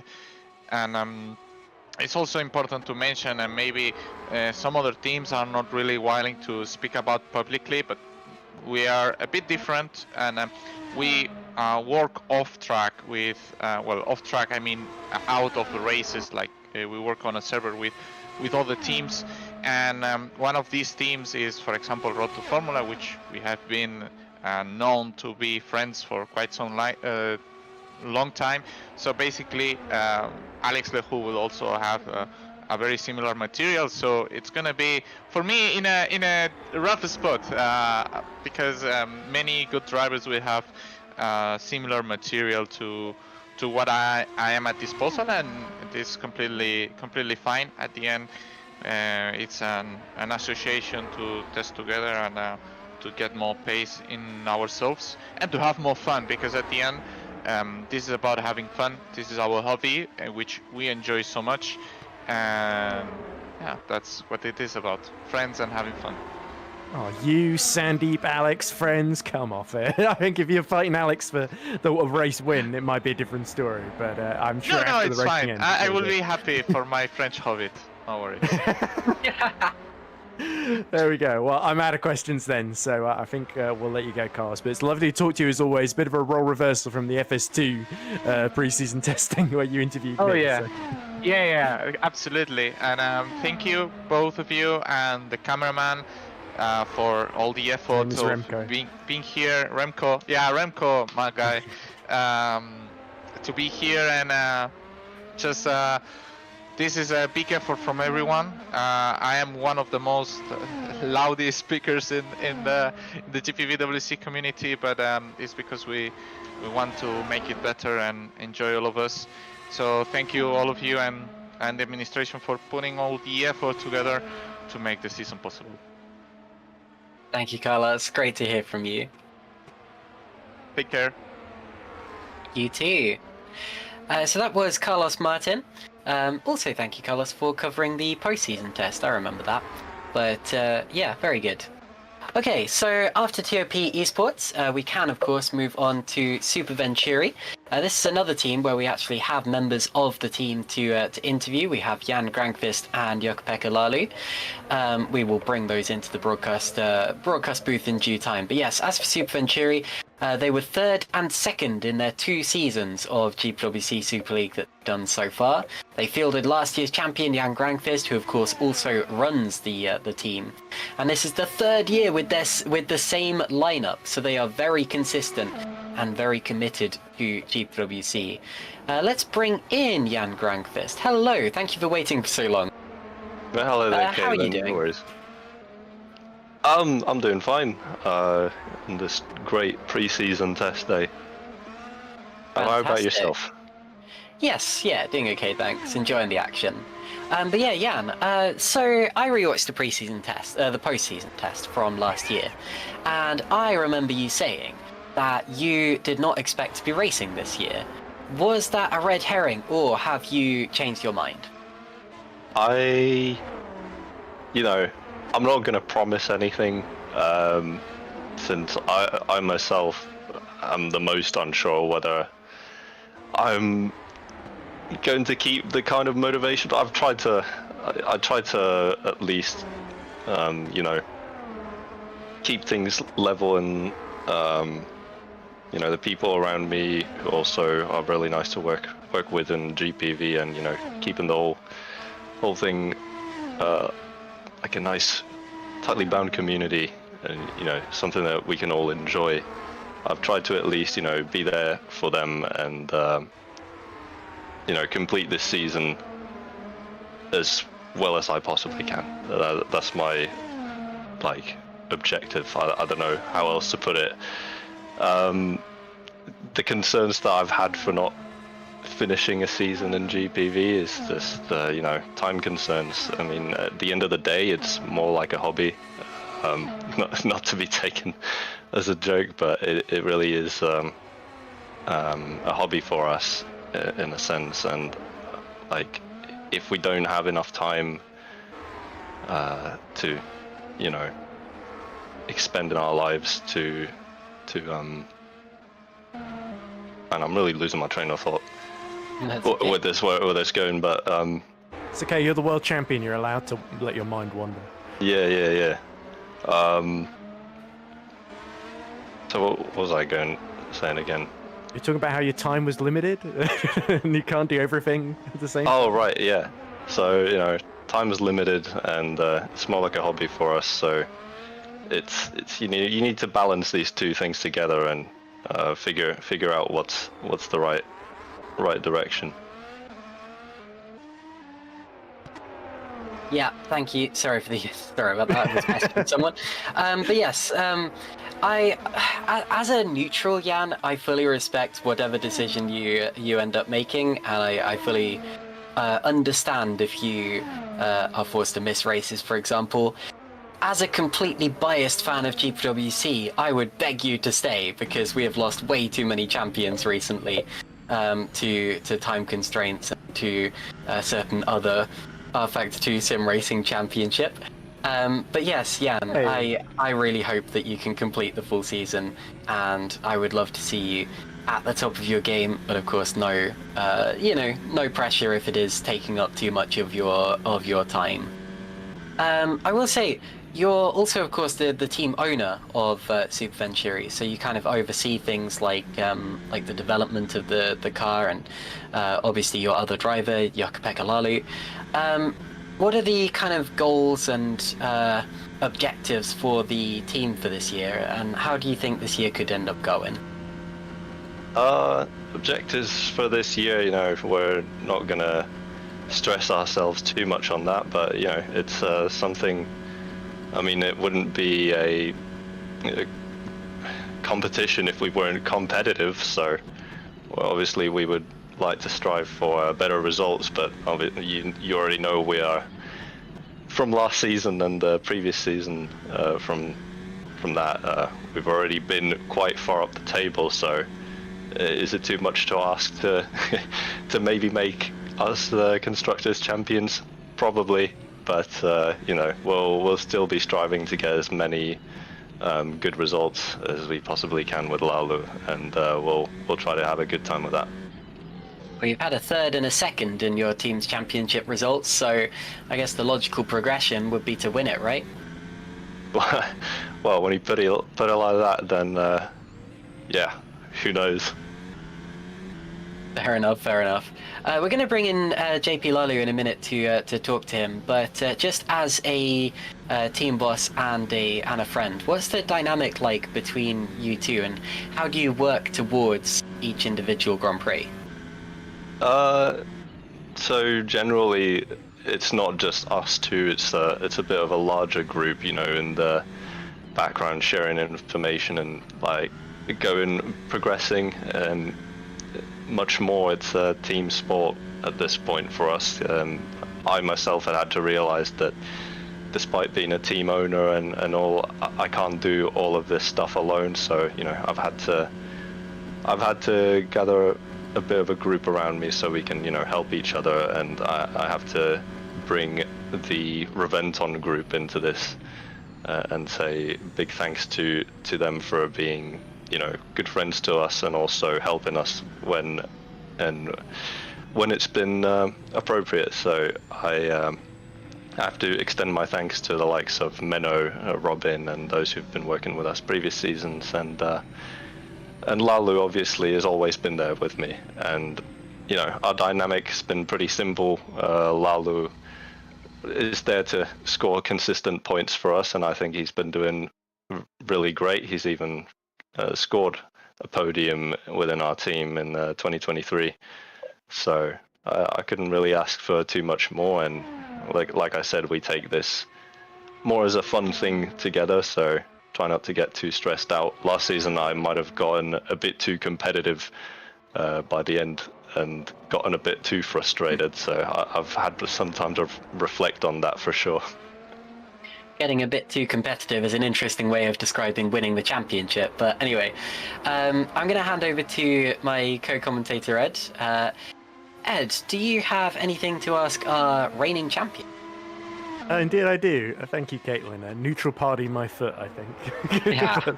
You want neutrality, here it comes. But anyway, Jan, obviously it was such a great season for you last season. The sort of breakthrough season, the one that you've been performing really well before then, but finally sort of things fell your way.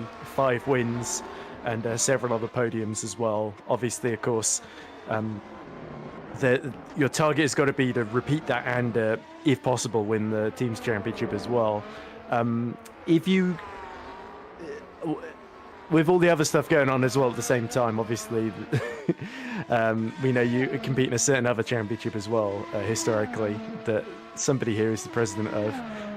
So I guess if you got to focus between one or the other, what do you think would mean more to you? Winning Drivers' Championship 2 times in a row and the teams here, or having a good season here, but also winning in a certain other championship without wanting to put too fine a point on it. Oh, What are your priority in a completely neutral answer here? well, yeah. I don't know how to answer this the most neutral way possible, but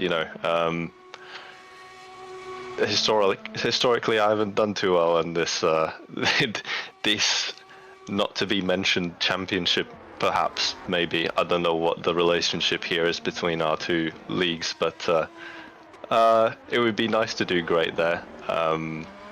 And obviously here in GPV I already achieved quite a bit, but obviously I won't let that determine what my goals are. So as you've said, the natural progression might be to win the constructors now with Super Venturi, but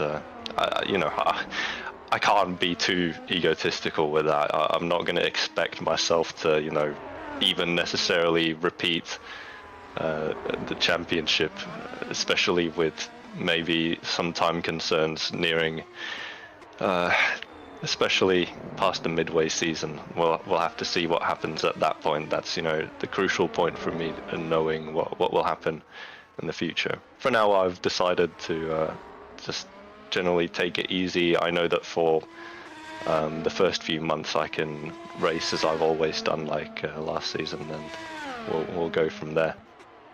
Oh, that's great to hear. In terms of, it's always a little bit tricky when you win a championship. It's like sort of what do you learn? Because often it's the times where you're struggling that you sort of learn, right, I need to do this different, essentially, and that you end up learning a lot as a driver. But what can you learn from a season like that, where really the only weekend where you seem to really, really struggle was Canada, and you picked yourself up from that pretty much instantly. I think you just said at the time you went the wrong way on setup, if I recall correctly. And the rest of the season you were pretty much bang on the pace with the front runners, even the quickest on several occasions as well, must be said. So I guess obviously there's a bit you can sort of help in terms of Jukka-Pekka with because he said he'd never really quite gelled with last season's car, and he'll be hoping for his sake that it's a different scenario this season. But in terms of yourself, how much have you learnt from last season that you can apply to this season? Yeah, I think there's always something to be learned, and I agree. It's a bit of a strange thing you got to consider. What have you learned from the past, especially if you've already, well, technically you've won the championship, so what's there to learn? Well, I'll just say this, there's always something to learn, and I think especially for me it's a good point, or like a good opportunity to learn how to streamline my efforts so that I'll be less susceptible for, say, burning out or just having too little time in general to do anything racing wise, doing like setup work or race prep. So streamlining our efforts is something I think is quite important for us sim racers, even us just hobbyists. And the better you get at it, the more likely you'll succeed in sim racing, is my opinion. There you go. Even the world champion's got to look after himself. So there's a good lesson for all of us, I think. But yeah, I can't think of any more questions, Jan. So I think I'll say thanks. There's some great answers, very illuminating, and best of luck trying to double up this season. Yeah, thank you, Ed, and thank you, Caitlin, as well. Thank you, Jan. Very, very good. Okie dokie, so we've spoken to one of the Super Venturi drivers. We shall now bring in the other one. I've just noticed someone's very helpfully named renamed the interview channel on Discord to Yucca Next in Interview, please. So, hi Yucca, are you ready? Yes, I'm ready. Very, very good. Oh my goodness, I've been made into a meme. Sorry.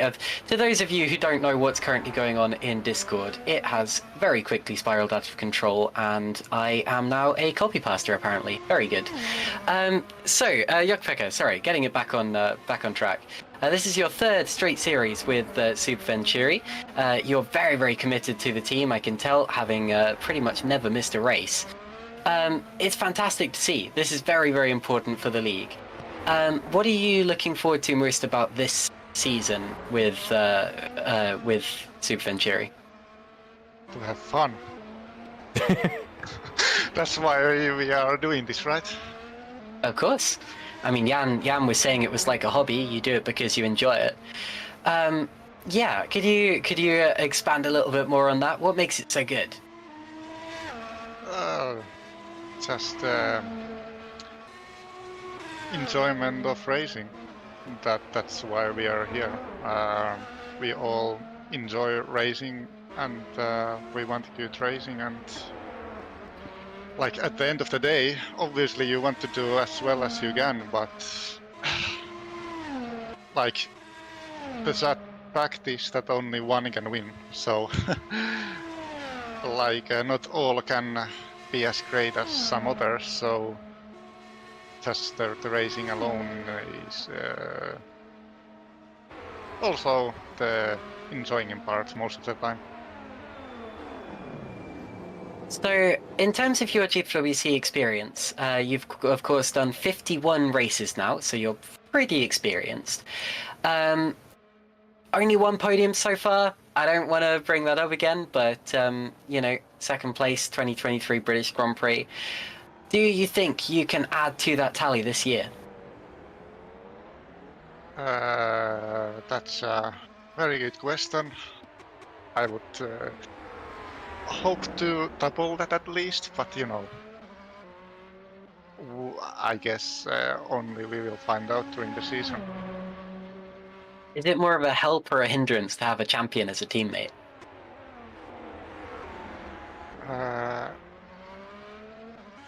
Well, I think it can be kind of both.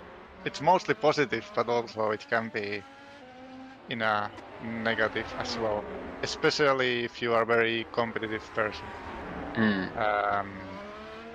Especially last season, I have to admit, there were times where I was expecting from myself to be decent, and then when you see Jan being like a half a second faster, it's very demoralizing.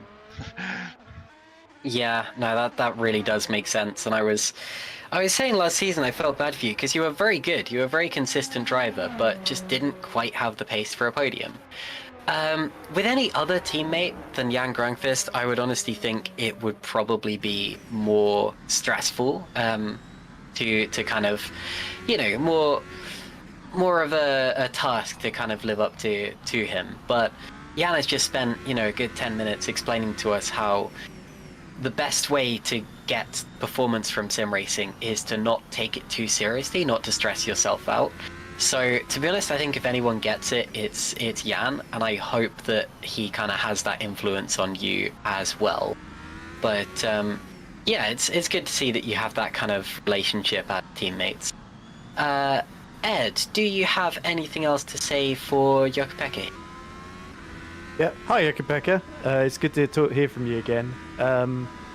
In terms of this season, of course, I remember last season you really were sort of chewing through the tyres a lot, I think, by your own admission. We were talking to Alessandro Maggio, and he said that he infamously eats through his tyres. Does that give you any kind of hope that maybe there'll be other drivers that struggle a bit more with tyre wear this season, and that they'll be having the same issue as you, so it will level the playing field a bit? Or do you just think, well, it's just another thing that I've got to sort of deal with at the end of these stints and just try and hang on? I think it's quite often actually other way around. I'm actually usually the best out of our practice group on tires. The sad thing is, it just doesn't seem to help me much.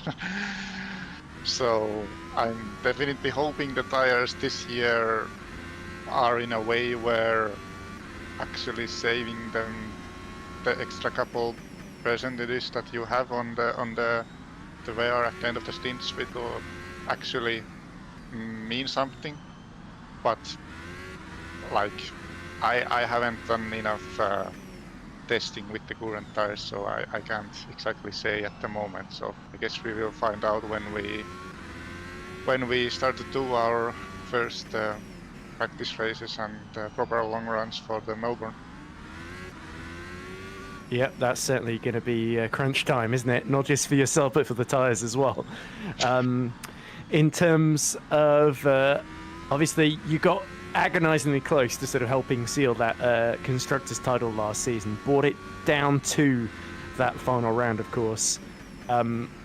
What do you think you have to do to help Jan seal that title this season? Do you think it's just finishing the top 10 a little bit more often? Do you think that's realistic, or do you think maybe there needs to be a little more?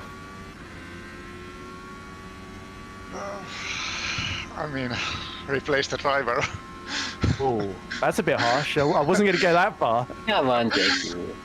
I mean, well, of course, there is always the world where just if I can finish more frequently in the top 10 and even top 5, that always helps. But I mean, I got to be realistic here. Based on everything that I have seen so far during this preseason, I'm kinda expecting this season to be even more tough for me personally than last year. Well, if it was easy, we'd all do it. Yeah, but you know, like the last year was like decent. I mean, you can't say last year would have been disaster or anything from my part, but like obviously it wasn't really at the end of the day good enough for a team who wants to seriously fight for the title. I think, if we are completely honest, the only reason why it went to the last race is because Jan literally was dominating at times the series, and also our direct opponents were throwing away easy points here and there, which obviously gave us a chance. But I don't expect that kind of thing to necessarily happen this year. And also, if my fears are correct and this season will be even more tougher for me personally than last year, then it's not looking good, let's say that way, at the moment, of our hopes of actually fighting for the title. But never say never, I guess. Anything can happen. There is 16 chances to do something amazing, so let's just go race by race, try to enjoy every one of them as much as we can, and see where we end up. Yeah, it's certainly going to be a fun ride, Ukko-Pekka, and you pulled some really, really solid racecraft off last season, even when you weren't in brilliant positions in terms of the amount of tyre life you had left. Your class still shone through, so I wouldn't count yourself out. I still think you can have some fun out there this season and put in some good performances. So we'll be a little bit of us will be cheering you on, along with the rest of the field as well, obviously for neutrality reasons. But still, a part of us will be hoping you do the best you can. So best of luck, Ukko-Pekka, and happy hunting out there. Thank you. Thank you very much, Shaka, and yeah, best of luck for the season. Okie dokie, so we have now very nearly finished our run through of all of the teams on the entry list for this year's championship. The only team left to talk about is, of course, the champion. As we've left them to last, we've gone through in reverse order, and we've actually got them on the screen now. Jarl Tyen is out there in his THR car. And THR are, of course, back-to-back teams champions, despite only having 2 seasons of GPVWC Super League under their belt. They are the only team with, technically, a 100% success rate when it comes to teams championships. And they have an extremely strong lineup this year, which should see them put up at least a very strong defense of their champion title. They still don't have a driver's title. That, I think, has to be the next goal for them. Tom Stevens, of course, was runner-up 2 years in a row for them, which was instrumental in making them the team's championship. Here we see Tom Stevens, actually. He is out on track as we speak. 7 wins in 37 races, won last year's Spanish, Belgian and US Grand Prix. And, of course, came to Super League having won the 2022 Formula Sprint 1 championship. He is paired up this year with not Adam Maguire, Of course, Adam Maguire raced with them last year, but is no longer on the Super League entry list, unfortunately, so we lose the 20 Super League champion. But instead, we regain Jarl Tyen. Jarl Tyen currently top of the times that we're seeing on the server. 137.703, that's very quick indeed, and may well be the fastest time of the day, not just the fastest of the people online right now. Jarl has 5 wins in his own right, 55 races. He's actually quite a long-term GPWC member, with his first race start coming in 2012 and his first win being all the way back in 2018 at Monaco. Once again, what a great race to win as your first Grand Prix win. He's also a bit of a Monza specialist, having won the last 2 Italian Grand Prix. Of course, 2023, I think the Italian Grand Prix was the only one he did, or one of the only races that he did, and he came out and won the thing. So, Jarl Tyen, if he can make every race, I'm sure he'll be competitive. He's had a bit of a fragmented schedule, just like Stefan Rohr in the last couple of seasons, where he's not been able to make every single race. But when he does race, he's competitive. And if he can do the whole season this year, I see no reason why THR cannot defend their back-to-back teams championships. Ed, THR are looking strong yet again. Yeah, and it's difficult to look past them in terms of doing 3 teams titles in a row. But there could be a few threats from elsewhere, but THR have certainly bolstered the lineup, and it's sad in a way to think this might be the first season in a long while we don't have either of the Maguire brothers taking part here in Super League, because Adam Maguire, of course, former champion in 2020, but certainly Jarl Tyen has sort of been, if he ever did a full season, he would be threatening to be sort of part of the equation. He's not done so since about 2018, if memory serves, where he, of course, won 3 of the races in that season for Edge Esports. As you say, Monza won the last 2 in a row, so you got to fairly fancy his chances at the high-speed circuits. Was very good at Baku as well. Only lost it in the post-race penalty to Magorgi in memory serves because of the contact with Mark Schluter as well. So, yeah, he's been strong elsewhere as well. Had some good performances. Some of the non-high-speed tracks essentially as well. So it'll be interesting to see him. And you've talked about Monaco as well. It's another one that he's won. So he's certainly got the pedigree under his belt. It's just a case of the attendance, whether he's got the full season to appear. You would think with THR would have been able to secure that. And Stevens, of course, always the perennial bridesmaid in Super League, isn't he? Lost out to Denahan narrowly in 23. Last year was the runner-up to Grankvist, although he had a very, very close fight. Last couple of races, him and Mark Schluter were sort of a bit back and forth, weren't they, in that fight for runners-up spot. And he's got some big wins under his belt. Spain, as you say, Spa, where he just beat Grankvist over the line with that thrilling finish. And then Circuit of the Americas, where he completely sort of outfought Super Venturi on the strategy to beat Grankvist.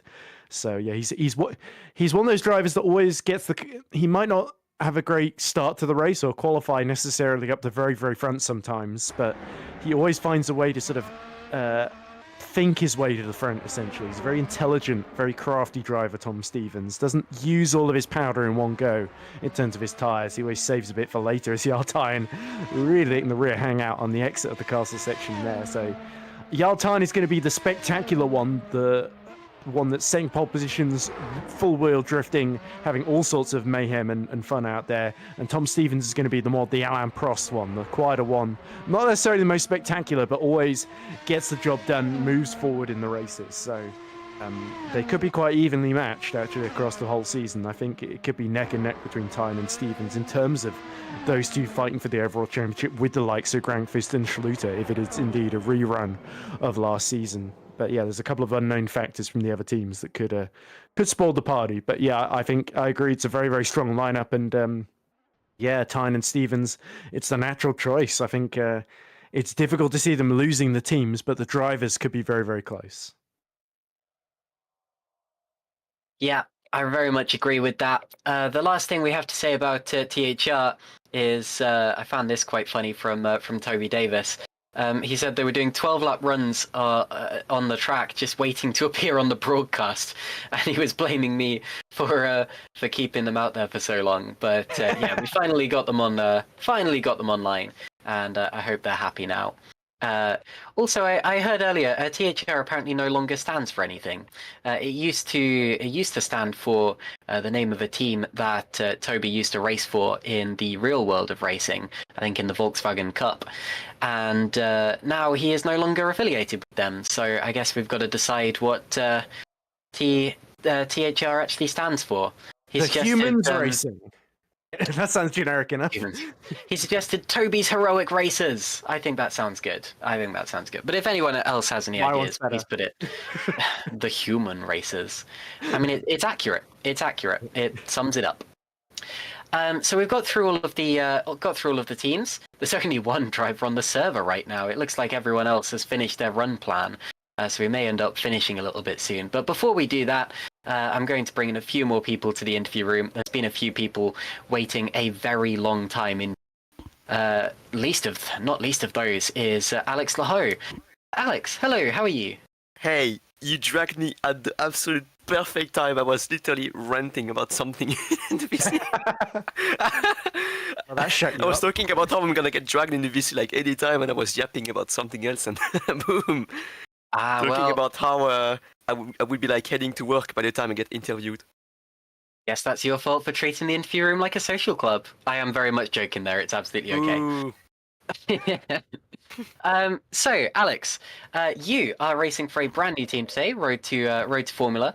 Brand new to Super League, of course. They have raced in other championships in GPWC. How are you feeling about your chances this year? And do you at least think you'll be more competitive than the other new team? Oh well, first off, congratulations to Tom Stevens on the championship this year. And You say that last year and it didn't happen. well, I mean, no, good promotion. The thing is, now we don't have any money, so upgrades where? Yeah, we're gonna try our best. The solution is to win every race, which I think we will. By a fair Every margin, race, 60 okay. seconds minimum. No, pretty good. The lineup is great. We've got a great environment around the thing.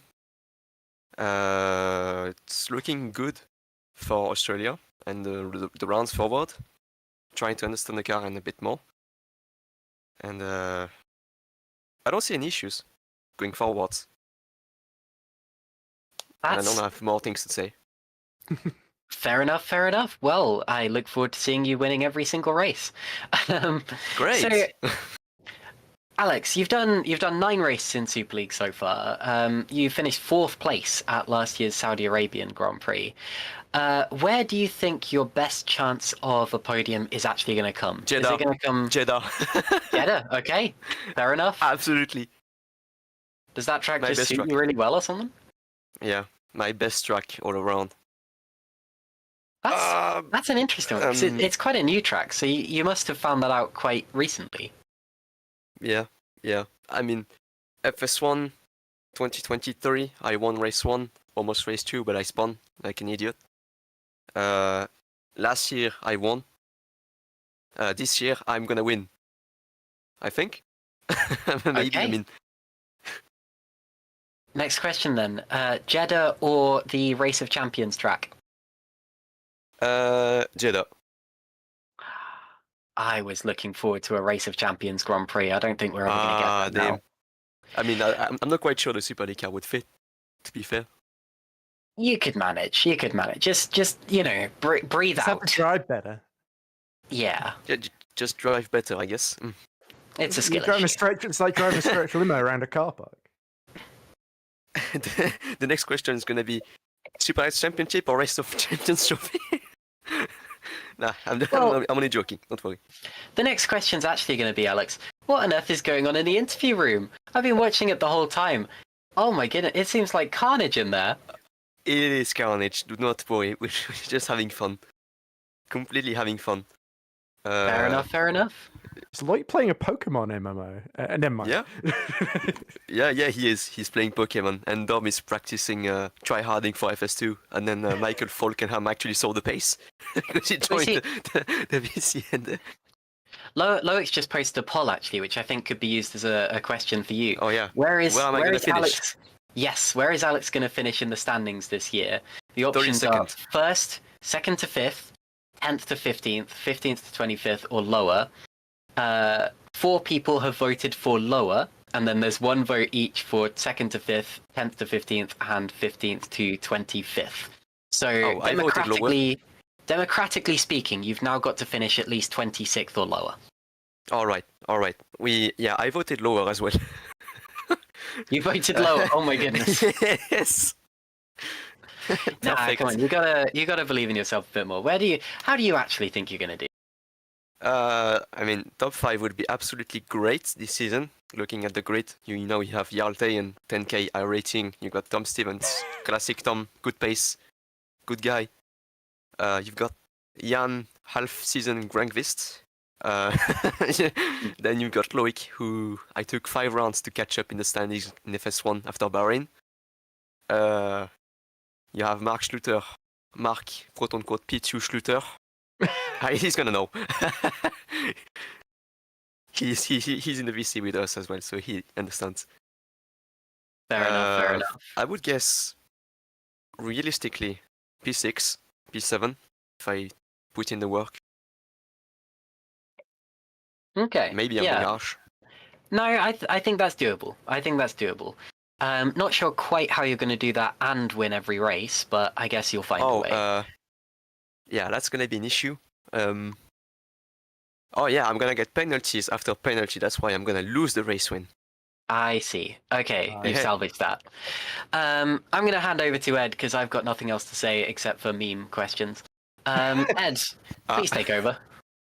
Alex, I feel like I should start with an apology about last season because in the season preview I did, I included. Oh, I remember. A lot of...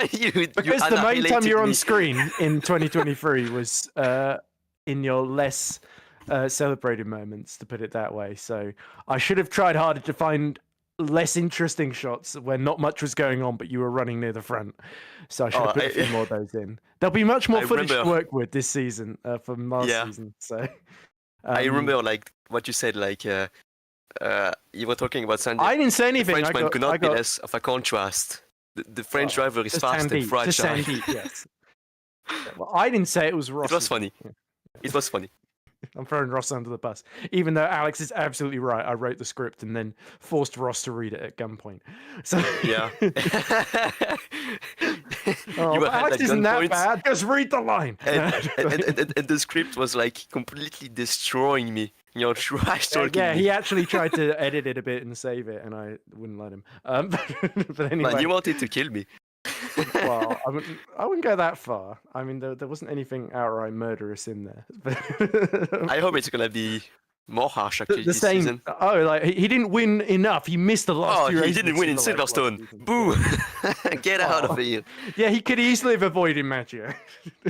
Easily avoided. Should have seen it coming. Oh, look, 42 laps in the lead. 42 laps of racing. Boom! Beckett's. Enter. Maggio, enter. Are you a Space given? Fan? No. No. Okay. Maybe. Maybe. Okay. Okay. Now I've got the silly questions out of the way. More serious question. Of course, reigning Super Lights champion. And congrats on that, by the way, in case I didn't say it. I'm pretty sure I did, but it's worth repeating. This year, your teammate, Thomas Vack, a race winner in Super League. Thomas, we know, really, really good in sort of mixed conditions. I think you can learn a lot from the poll. Definitely. Are you planning to? What do you think of Thomas so far? And do you look up to him in a way, or is he another car that you've got to sort of work with but also beat at the moment? Oh yeah, definitely. The plan is obviously to beat the teammate first, but also work with Thomas. Sorry. Yeah, he is a Super League race winner, so he's a serious contender for the championship as well. If he's given a good car, he will make the most of it. Yeah, the plan, of course, is to win races. It's not going to happen very often, if at all, but we're optimistic. Oh, certainly some of your qualifying laps were really impressive last season, Alex. So if you can replicate some of that, then you're at least going to give yourself the best chance. Because often drivers there's some drivers that are really, really good in the races, but they don't qualify as well, and they just give themselves so much work to do. Whereas you're a little bit the other way around, where the qualifying is really good, but some of the time management and the race pace still needed some work last season. So hopefully, if your super lights improvement from last season's anything to go by, that's going to be something that you work on going into this season. I can try to make the most of it, but the qualifying pace was a disaster because I did not get pole position in Monza last year. So. Of course, yes. Fair enough. Only the best is good enough should be for okay. Alex Lahoo. Yeah. Alex Perfectionist Lahoo. Or nothing. P 0.5 or nothing. Wow. Baku 135. Okay. Oh, I tested the base car and the full developed car. It's a spaceship. When the car is fully upgraded, it's like a spaceship. Hard to process the corners. Well, no kidding. You need to practice rhythm games in order to. So you're practicing. There's a lot of drivers that prepare for the worst case scenario. You're preparing for the absolute best case scenario, which is that you get enough money to spend on upgrades to make the car Matter the of fact, fastest thing in a straight line. Yeah, we won't have any money for upgrades.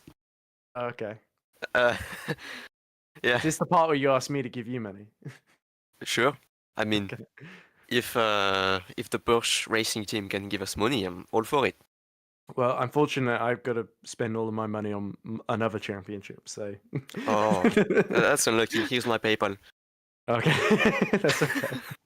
But anyway, I appreciate it. But anyway, I think that's all the questions I had.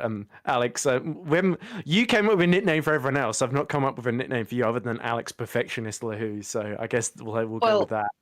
Oh, the perfectionist part here we is gonna go. be P6.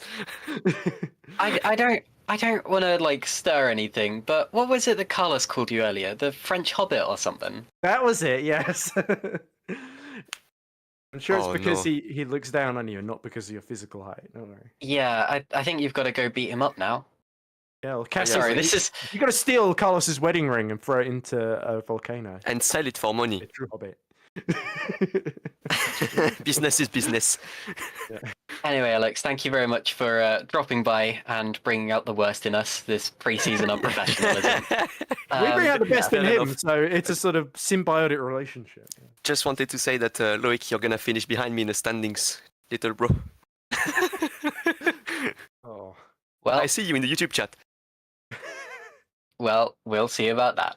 Okay, thank you, Alex, and good luck for the season. Have a good evening, guys. Thank you for dragging me in at the best possible time. No Time worries. to get 3 My hours of sleep pleasure. to go to work. Uh-oh. Bon appetit. Okie dokie, so Thank you. thank you, Alex. Without that out of the way, Mark Schluter has been waiting a very, very long time, and at one point we were threatening to make him and Alex fight over who was going to be interviewed first. Mark, hello, how are you? Good. Good. That's good to hear. Mark, we were watching you on the stream earlier, putting some laps in. How did today go for you? Did you get your run plan all done and dusted? Yeah, pretty early actually, but got it quite good run plan today. Very good, very good. One thing that I've been wondering all day, Mark, is in terms of the actual car, because visibly it doesn't look any different to last season or the last few seasons. But I understand that every year there are some little tweaks to the car's performance and the upgrades that are available and things like that. Is this year's car any different to last year's car? So far, I think yes.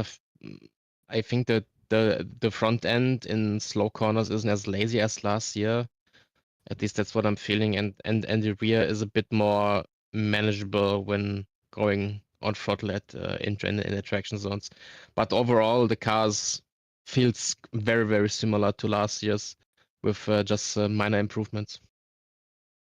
Fair enough. In terms of you, obviously you were a breakout success last year, came third position in the championship with your first few wins, Super League as well. Can you improve on that performance from this year? And if so, what needs to happen for that to be a reality? I think the setups need to be a bit better than last year. That the field this year is a lot stronger than last year. So every thousandth of a second counts. So yeah, we'll have to see. I'm just hoping I don't DNF the first two races like last year and finish in the top 5 every race. That's my plan for this year. And yeah, let's see if I can fight for the championship. As I said, the field is very, very competitive this year. A competitive field indeed, but you're with Edge Edge Esports, who are an extremely competitive team. New teammate for this year though. How are you getting with Pascal and what's going on behind the scenes for you? Behind the scenes, sorry. Yeah, it's quite good at the moment. Kind of hope we can motivate Pascal, that he can get some of his old form back. How I know him, I know him from another league where he was fighting for wins against me as well. So hope we can get him up to speed to his old pace again and keep him motivated for the season. That's the main thing. I hope, because of course we want to go for the team's championship. I think that should be the goal, to go for both championships, and gonna have to see how it will end. Fair enough. Very good. Ed, do you have anything to add for Mark?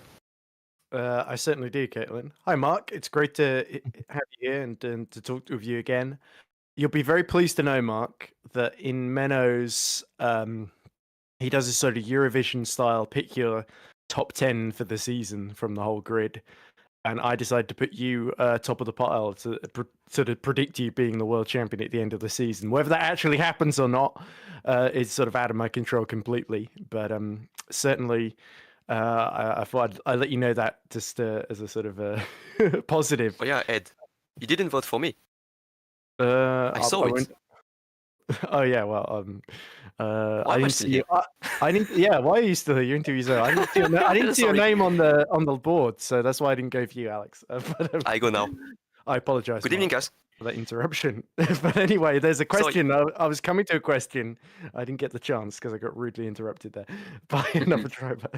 But in terms of last season, Mark, obviously, you mentioned some of the setup issues. I'm sorry, I left to get a drink of water in the middle of that because my throat was a little bit exhausted after the talk with Alex. But there was also a bit of bad luck at the very beginning of the season's collisions in Australia and Saudi Arabia that sort of limited your score in those races. Do you think with a cleaner start to this season, you can come out of the boxes sort of right where you left off last season, obviously winning in Brazil with a very, very good strategic drive there, and on top of your wins in Imola and Austria with those great battles with Jan, you've got to feel that if you can start the season well, then you're going to be in a much better position because you can take everything you've learned from last season into this, because as you said, there's not been a huge amount of changes in terms of how the car feels in terms of handling wise at high speeds and low speeds as well. So you've got to feel that there's every chance you can get some really good results at the start of the season. Yeah, of course. I think this year we should be better prepared for the start of the season than last year. Learned a lot from how the car wants to handle and how I need to drive the car. So yeah, but as I said earlier to Caitlin, the field this year is so much more closer together than that. It's gonna be more difficult to get these good results consistently. So gonna try my best to get the best results possible. So maybe like 60 wins, but yeah. So we'll just have to see. I think it is definitely possible to fight for the championship. I thought you said 60 wins for a second there, but there's only 16 races, so I assume you meant the latter rather than the former. 16. But obviously, this won't affect you too much as the driving seat, but there's been a lot of changes behind the scenes in terms of the ownership of Edge, with obviously Rodrigo has sort of taken over from Loic and company. Is there a different feel in the team this season, or from your perspective, is it just well, same old because it's the same colors, it's the same old Edge? Yeah, I think Rodrigo is very committed to this project. Oh, he is. And Yeah. I actually know him some years back. He was also driving against me in another league, so we have some history as well. So yeah, looking forward to be working with him this season, and hopefully we can get the setups dialed in better than last season, and yeah, just get better results right from the bat. But I think yeah, it's like last season, Edge versus THR and the newly renamed FTR. These guys were gonna be very, very quick. At least both THR guys and Sven, because we are fighting for the championships in another league as well for a few years. So I know what he's capable of if he wants to be quick. He is quick. So yeah, and then we'll have to see how the new teams, how the new guys for this year are doing. But I think some of them are gonna be fighting for the top positions as well. Oh, that's really lovely to hear, the sort of how excited you are to go against the THR guys and Sven as well, who's of course coming back after a bit of an absence from GPV, but he's proven himself elsewhere, as you know well. And I know last season there are a couple of controversial collisions that you thought that you weren't happy with, but you were always very, very professional on stream talking about them afterwards. And I know you had some great fights as well that were clean and that you excelled in. So I'm really looking forward to seeing you in action, because I think you've proven yourself over a very short period to be one of the top drivers. And I think Stevens, Grankvist, and all the rest are going to have a mighty hard time keeping you behind them, if indeed they're able to do so. So best of luck, Mark, and we really, really love watching you out on track, because you're a tough cookie, I'll say that. Thank you. Okay, thank you very much, Mark. Thank you for joining us, and best of luck for the season. Yeah, have a good one. All right, so moving on with the people who have requested interviews, we have Shimon Frelick. Hello, Shimon. How are you doing? Hello, I am fine. That is good to hear. So, Shimon, you are racing this year for... Let me get that up quickly. Yes, European Esports, of course. A very competitive team. Obviously, Owen and Carlos both won races last year. Is that intimidating, or do you have what it takes to slot right in? Well, they did. Well, I joined the team because we're all good friends, and it's more about the vibe in the team. We're all very close, and we get along very well. But you know, my FS1 antics from last season also contributed a little bit. So I'm just here to do my best. By antics, you mean winning several races on the bounce, yes. Yeah, 10 out of 16 I did, yeah. That is quite a record, my goodness. You do have some Super League experience under your belt. I should have remembered. Yeah, it's not that great. It's not that great. I mean, it's okay. You did one race like with 12 TOP points, last year. I think, or something like that. 14 Together. actually. Yeah, 14. But you got a top 10 for TOP last year in Singapore, so you do have experience in Super League in this car, so I guess that will help you.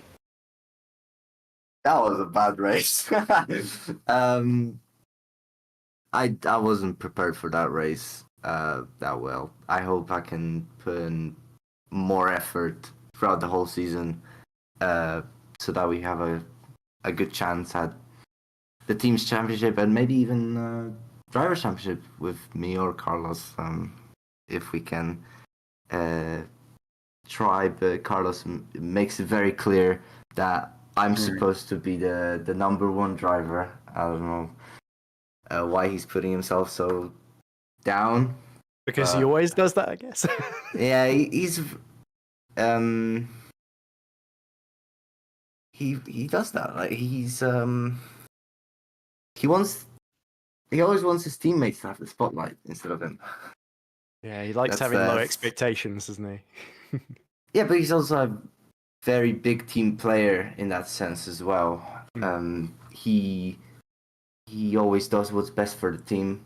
He was making it very clear what we need to do during these preseason tests, and for example, what Owen has to do in the next couple of R&D tests in the first rounds of the season, so we can have a good upgrade plan. But yeah, I'm looking forward to the season. It's like I said, a great group of people to work with. We hang out a lot together, and we're just gelling very nicely. Yeah, I mean, Carlos seems like a lovely guy to work with. He said you were going to beat him in every single race. I mean, I know you're competitive, but like, surely Carlos is putting himself down a bit much there. Well, you gotta factor in that I might crash or something. Yeah, exactly. Even with my 10 wins last season, I still crashed in Kota in the final lap, I think. So yeah, anything can happen. I mean, it's Super League. The amount of concentration required and the amount of consistency you need is quite a bit, and that just lends itself to being prone to mistakes, and anything can happen. Like even stuff out of your control could ruin your race. So I mean, I'm hoping nothing like that happens to me, but you can never know. Yeah, you can never know. Shimon, as a fellow member of the broadcast team, what's tougher, keeping up with the action or being the action?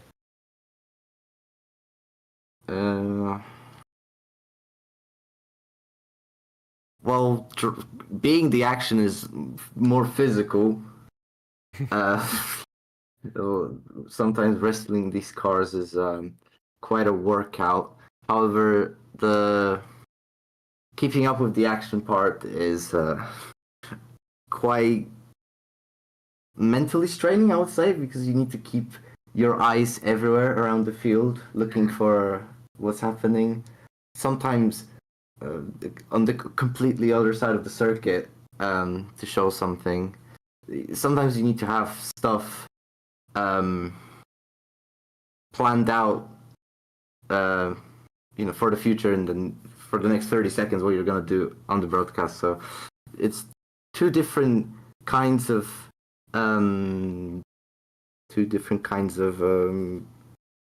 I can't find the word. That's okay. Pressure? Yeah, two different kinds of pressure. But I feel both are very rewarding. However, I don't have time this season to do any broadcasting work with my uni stuff. That's fair enough, yeah. For some reason, I thought you were on the broadcast schedule, but I must have been mistaken on that. But yeah, fair enough. Thanks for speaking to me, Shimon. Ed, do you have anything to add? Yeah, a couple of things. Hi, Simon. Of course. Hi. You had amazing sort of half season, didn't you? Last year, like you say, 8 wins. Was it 16? 16 wins in 16. Right? It wasn't quite that good, but 10, it was 10 in 16. That was it. 10 and 16. For some reason, I halved 16 there. But obviously, it's sort of interesting because you look at the FS1 season before with TAP, where you were in the title fight against Jack. You didn't win quite as many races. Would it be fair to say that when you came in sort of mid-season, there wasn't the same expectation? Everyone knew you were a very, very good driver from the season before. There wasn't the same expectation to win the championship, and you were competing for the most part with Griffon, that was not considered with all due respect to Griffon, they were not considered a title-winning or potentially title-challenging team. even though they do have some pretty solid drivers in that team, but of course staying there for next season. So do you think maybe coming in the way you did helped you in the way that you had a better season than you would have had you, say, done a full season at one of the top teams in FS1 instead? Well, yeah, last season I kind of just joined to have fun. So with each race, I didn't have any expectations. I guess that helped with pressure on myself because I didn't have any, to be honest. Well, compared to 2023, the grid was pretty strong, and I mean, there was a lot of drivers who drove both 2023 and 2024. That's not to say they got worse, but yeah, 2023, the championship fight I think I put too much pressure on myself in 2023. I wanted to win that championship, and after the first quarter of the season, I just felt worse and worse with more drop points in the mid stint.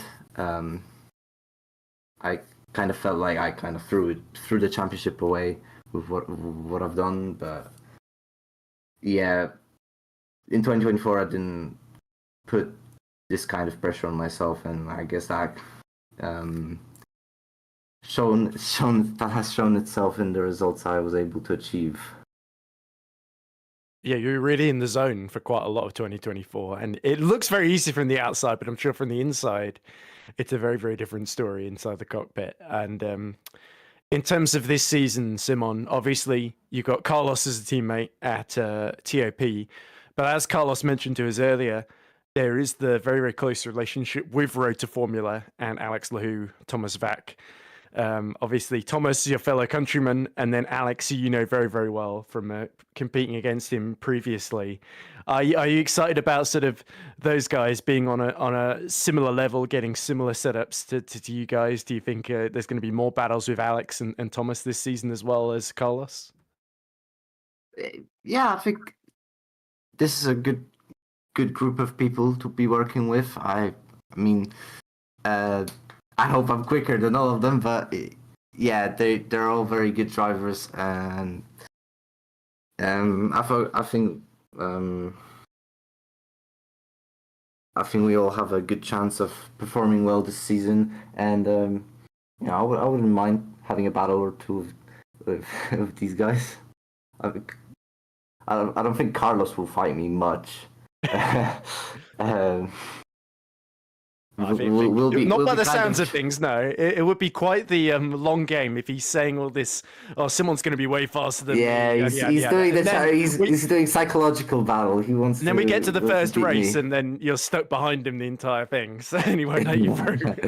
That would be quite hilarious. Yeah, he's doing a psychological battle to Did I say that? I didn't remember saying that. Yeah. But yeah, this season's going to be a lot of work preparing for all the races, but also I can do a little bit of an insight into my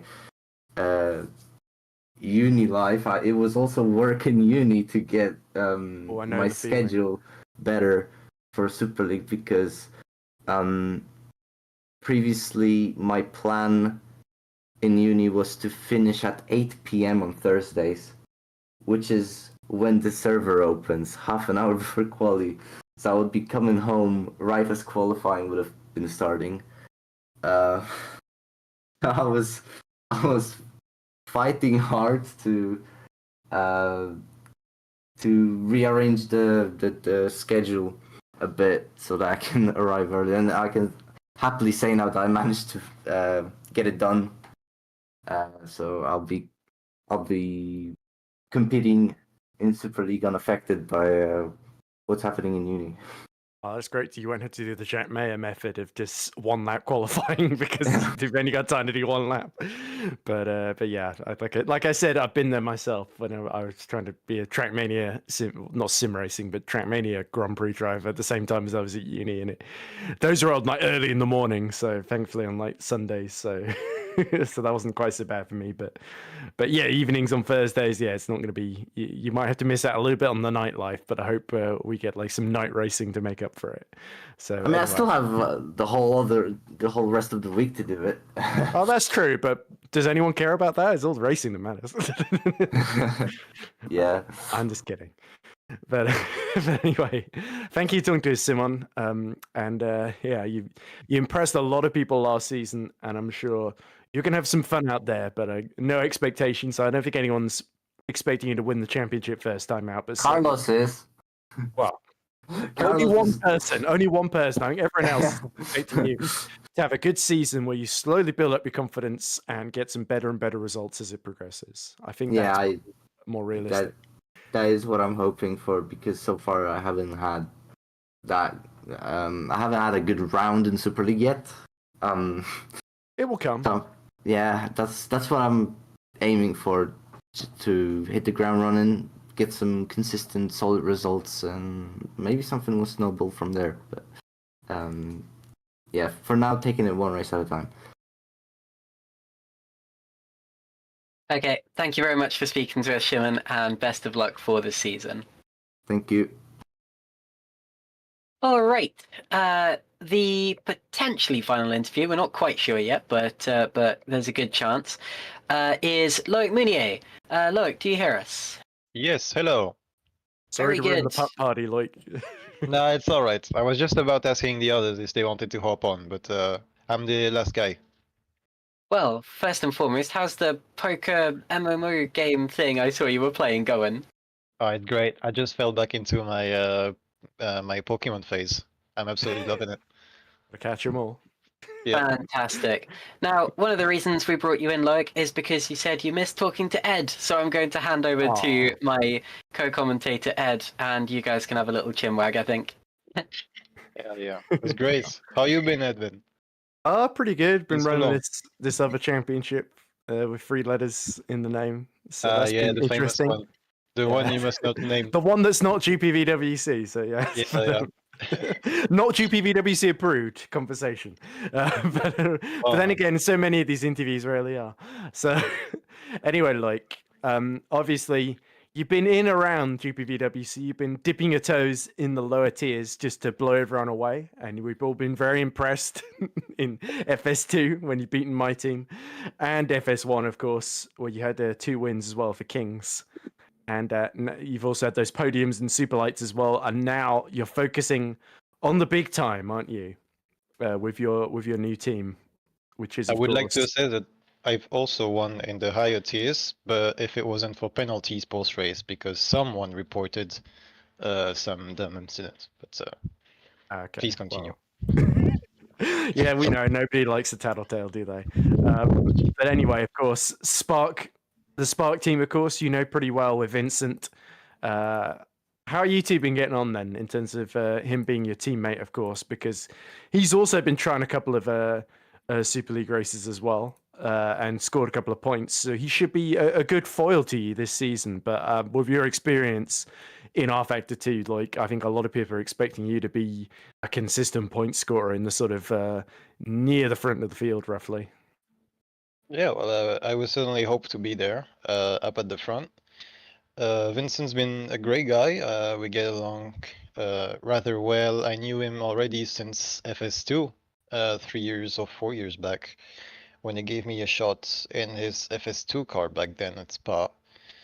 That's when we first met, I think, and we've been communicating well. The preseason's been very fruitful, at least on my side, getting new equipment, getting ready with it. And yeah, as you said, looking forward to be at least in the points. I think that's gonna be the baseline objective first, and then see how much further up we can go.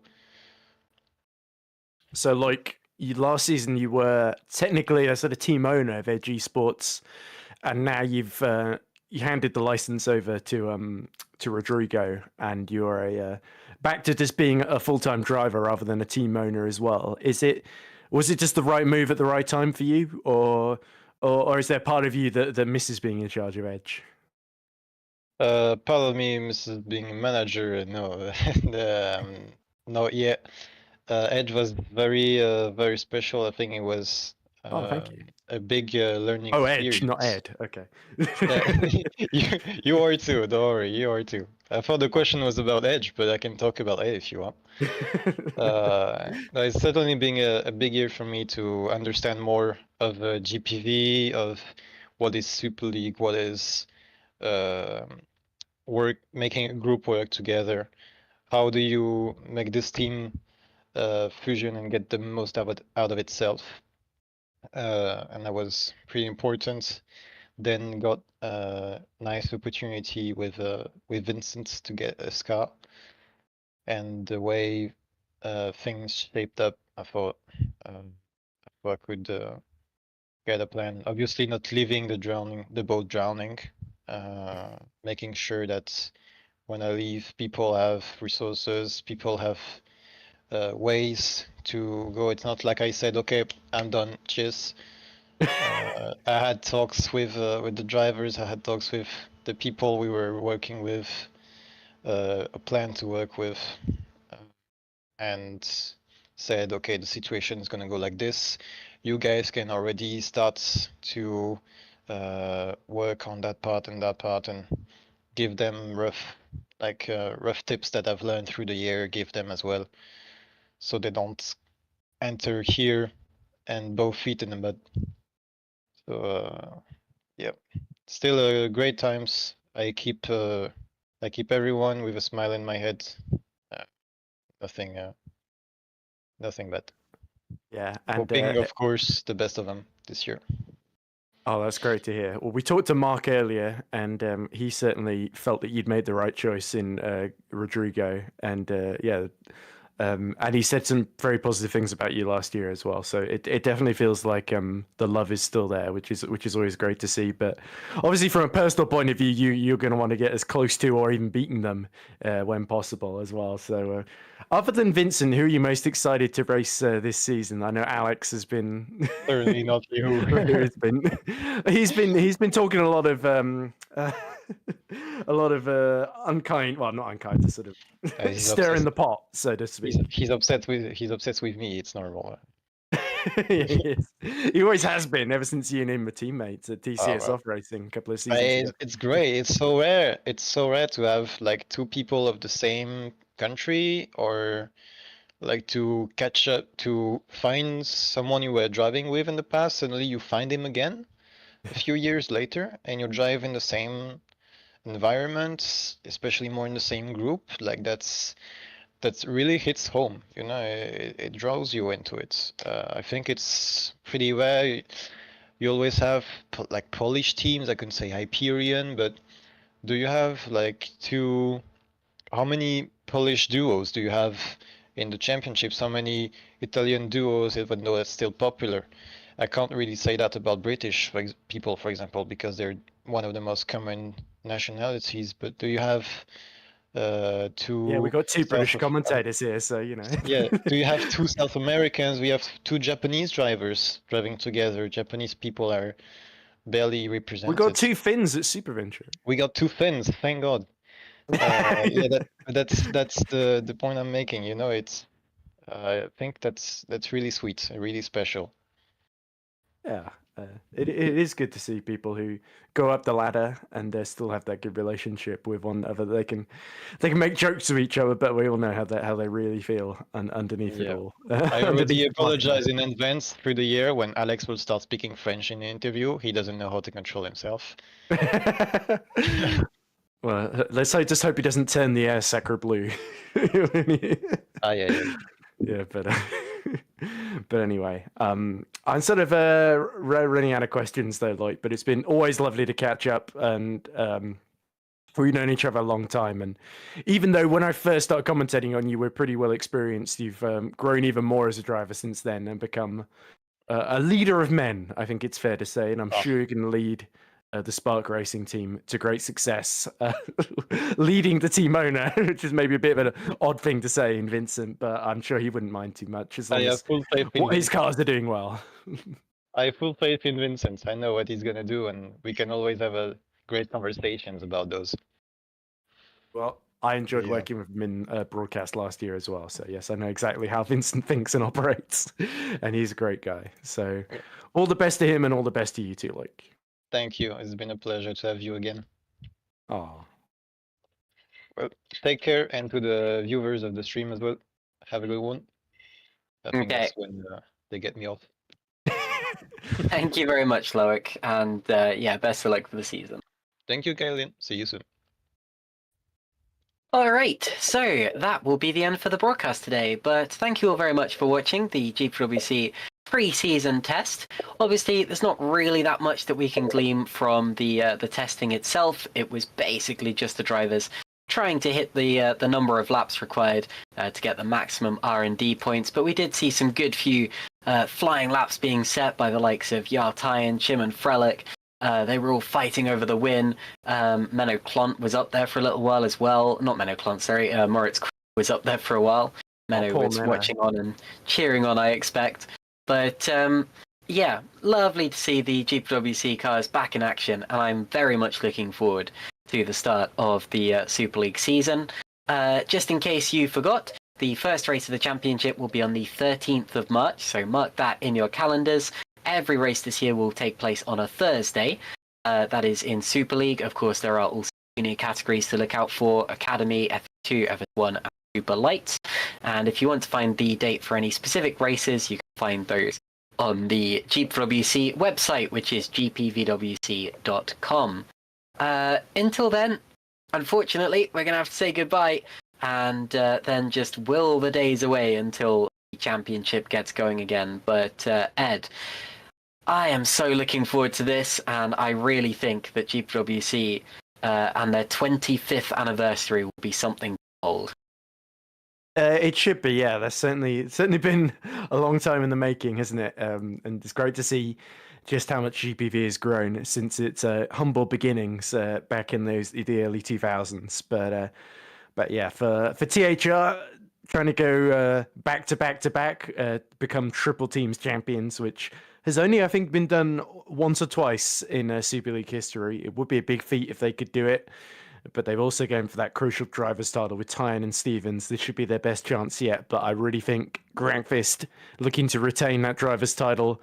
And then we got the likes of Mark Schluter, Robin Panzar, Frelick and Martin at TOP, the Fraser Tartan duo, Matt Richards and Sven Schubert, and then a couple of others like Stefan Ruot, former champion at HRT, looking to retain his former glory, and then the likes of Dylan Fisher, Hygo Poom trying to prove themselves. There's all sorts where a big challenge could come, and don't forget our new teams like Rotor Formula, Spark, and Valet. I think they've all got some big drivers that could spring a surprise as well. So, and great to see Red Archer returning, of course, after their sabbatical. And I'm sure Chris Shepard is going to be picking up roughly where he left off with that team, where he was so much at home as well. So the lot drivers, I think, that could have a good season, but the proof is going to be when we get to Melbourne and the green lights come on and the red lights go out and racing gets underway. I can't wait. Absolutely. So make sure you tune in for that. I certainly will be. In the meantime, take care. Thank you all very much for watching and chatting along in the YouTube stream. Also, thank you to everyone that we interviewed today. You kept the broadcast going even when there wasn't much going on track. And I tell you what, the interview room was quite a sight today. It was pretty entertaining, just in and of itself. But yes, thank you all very much, and we will see you at the start of the season in Melbourne. Take care.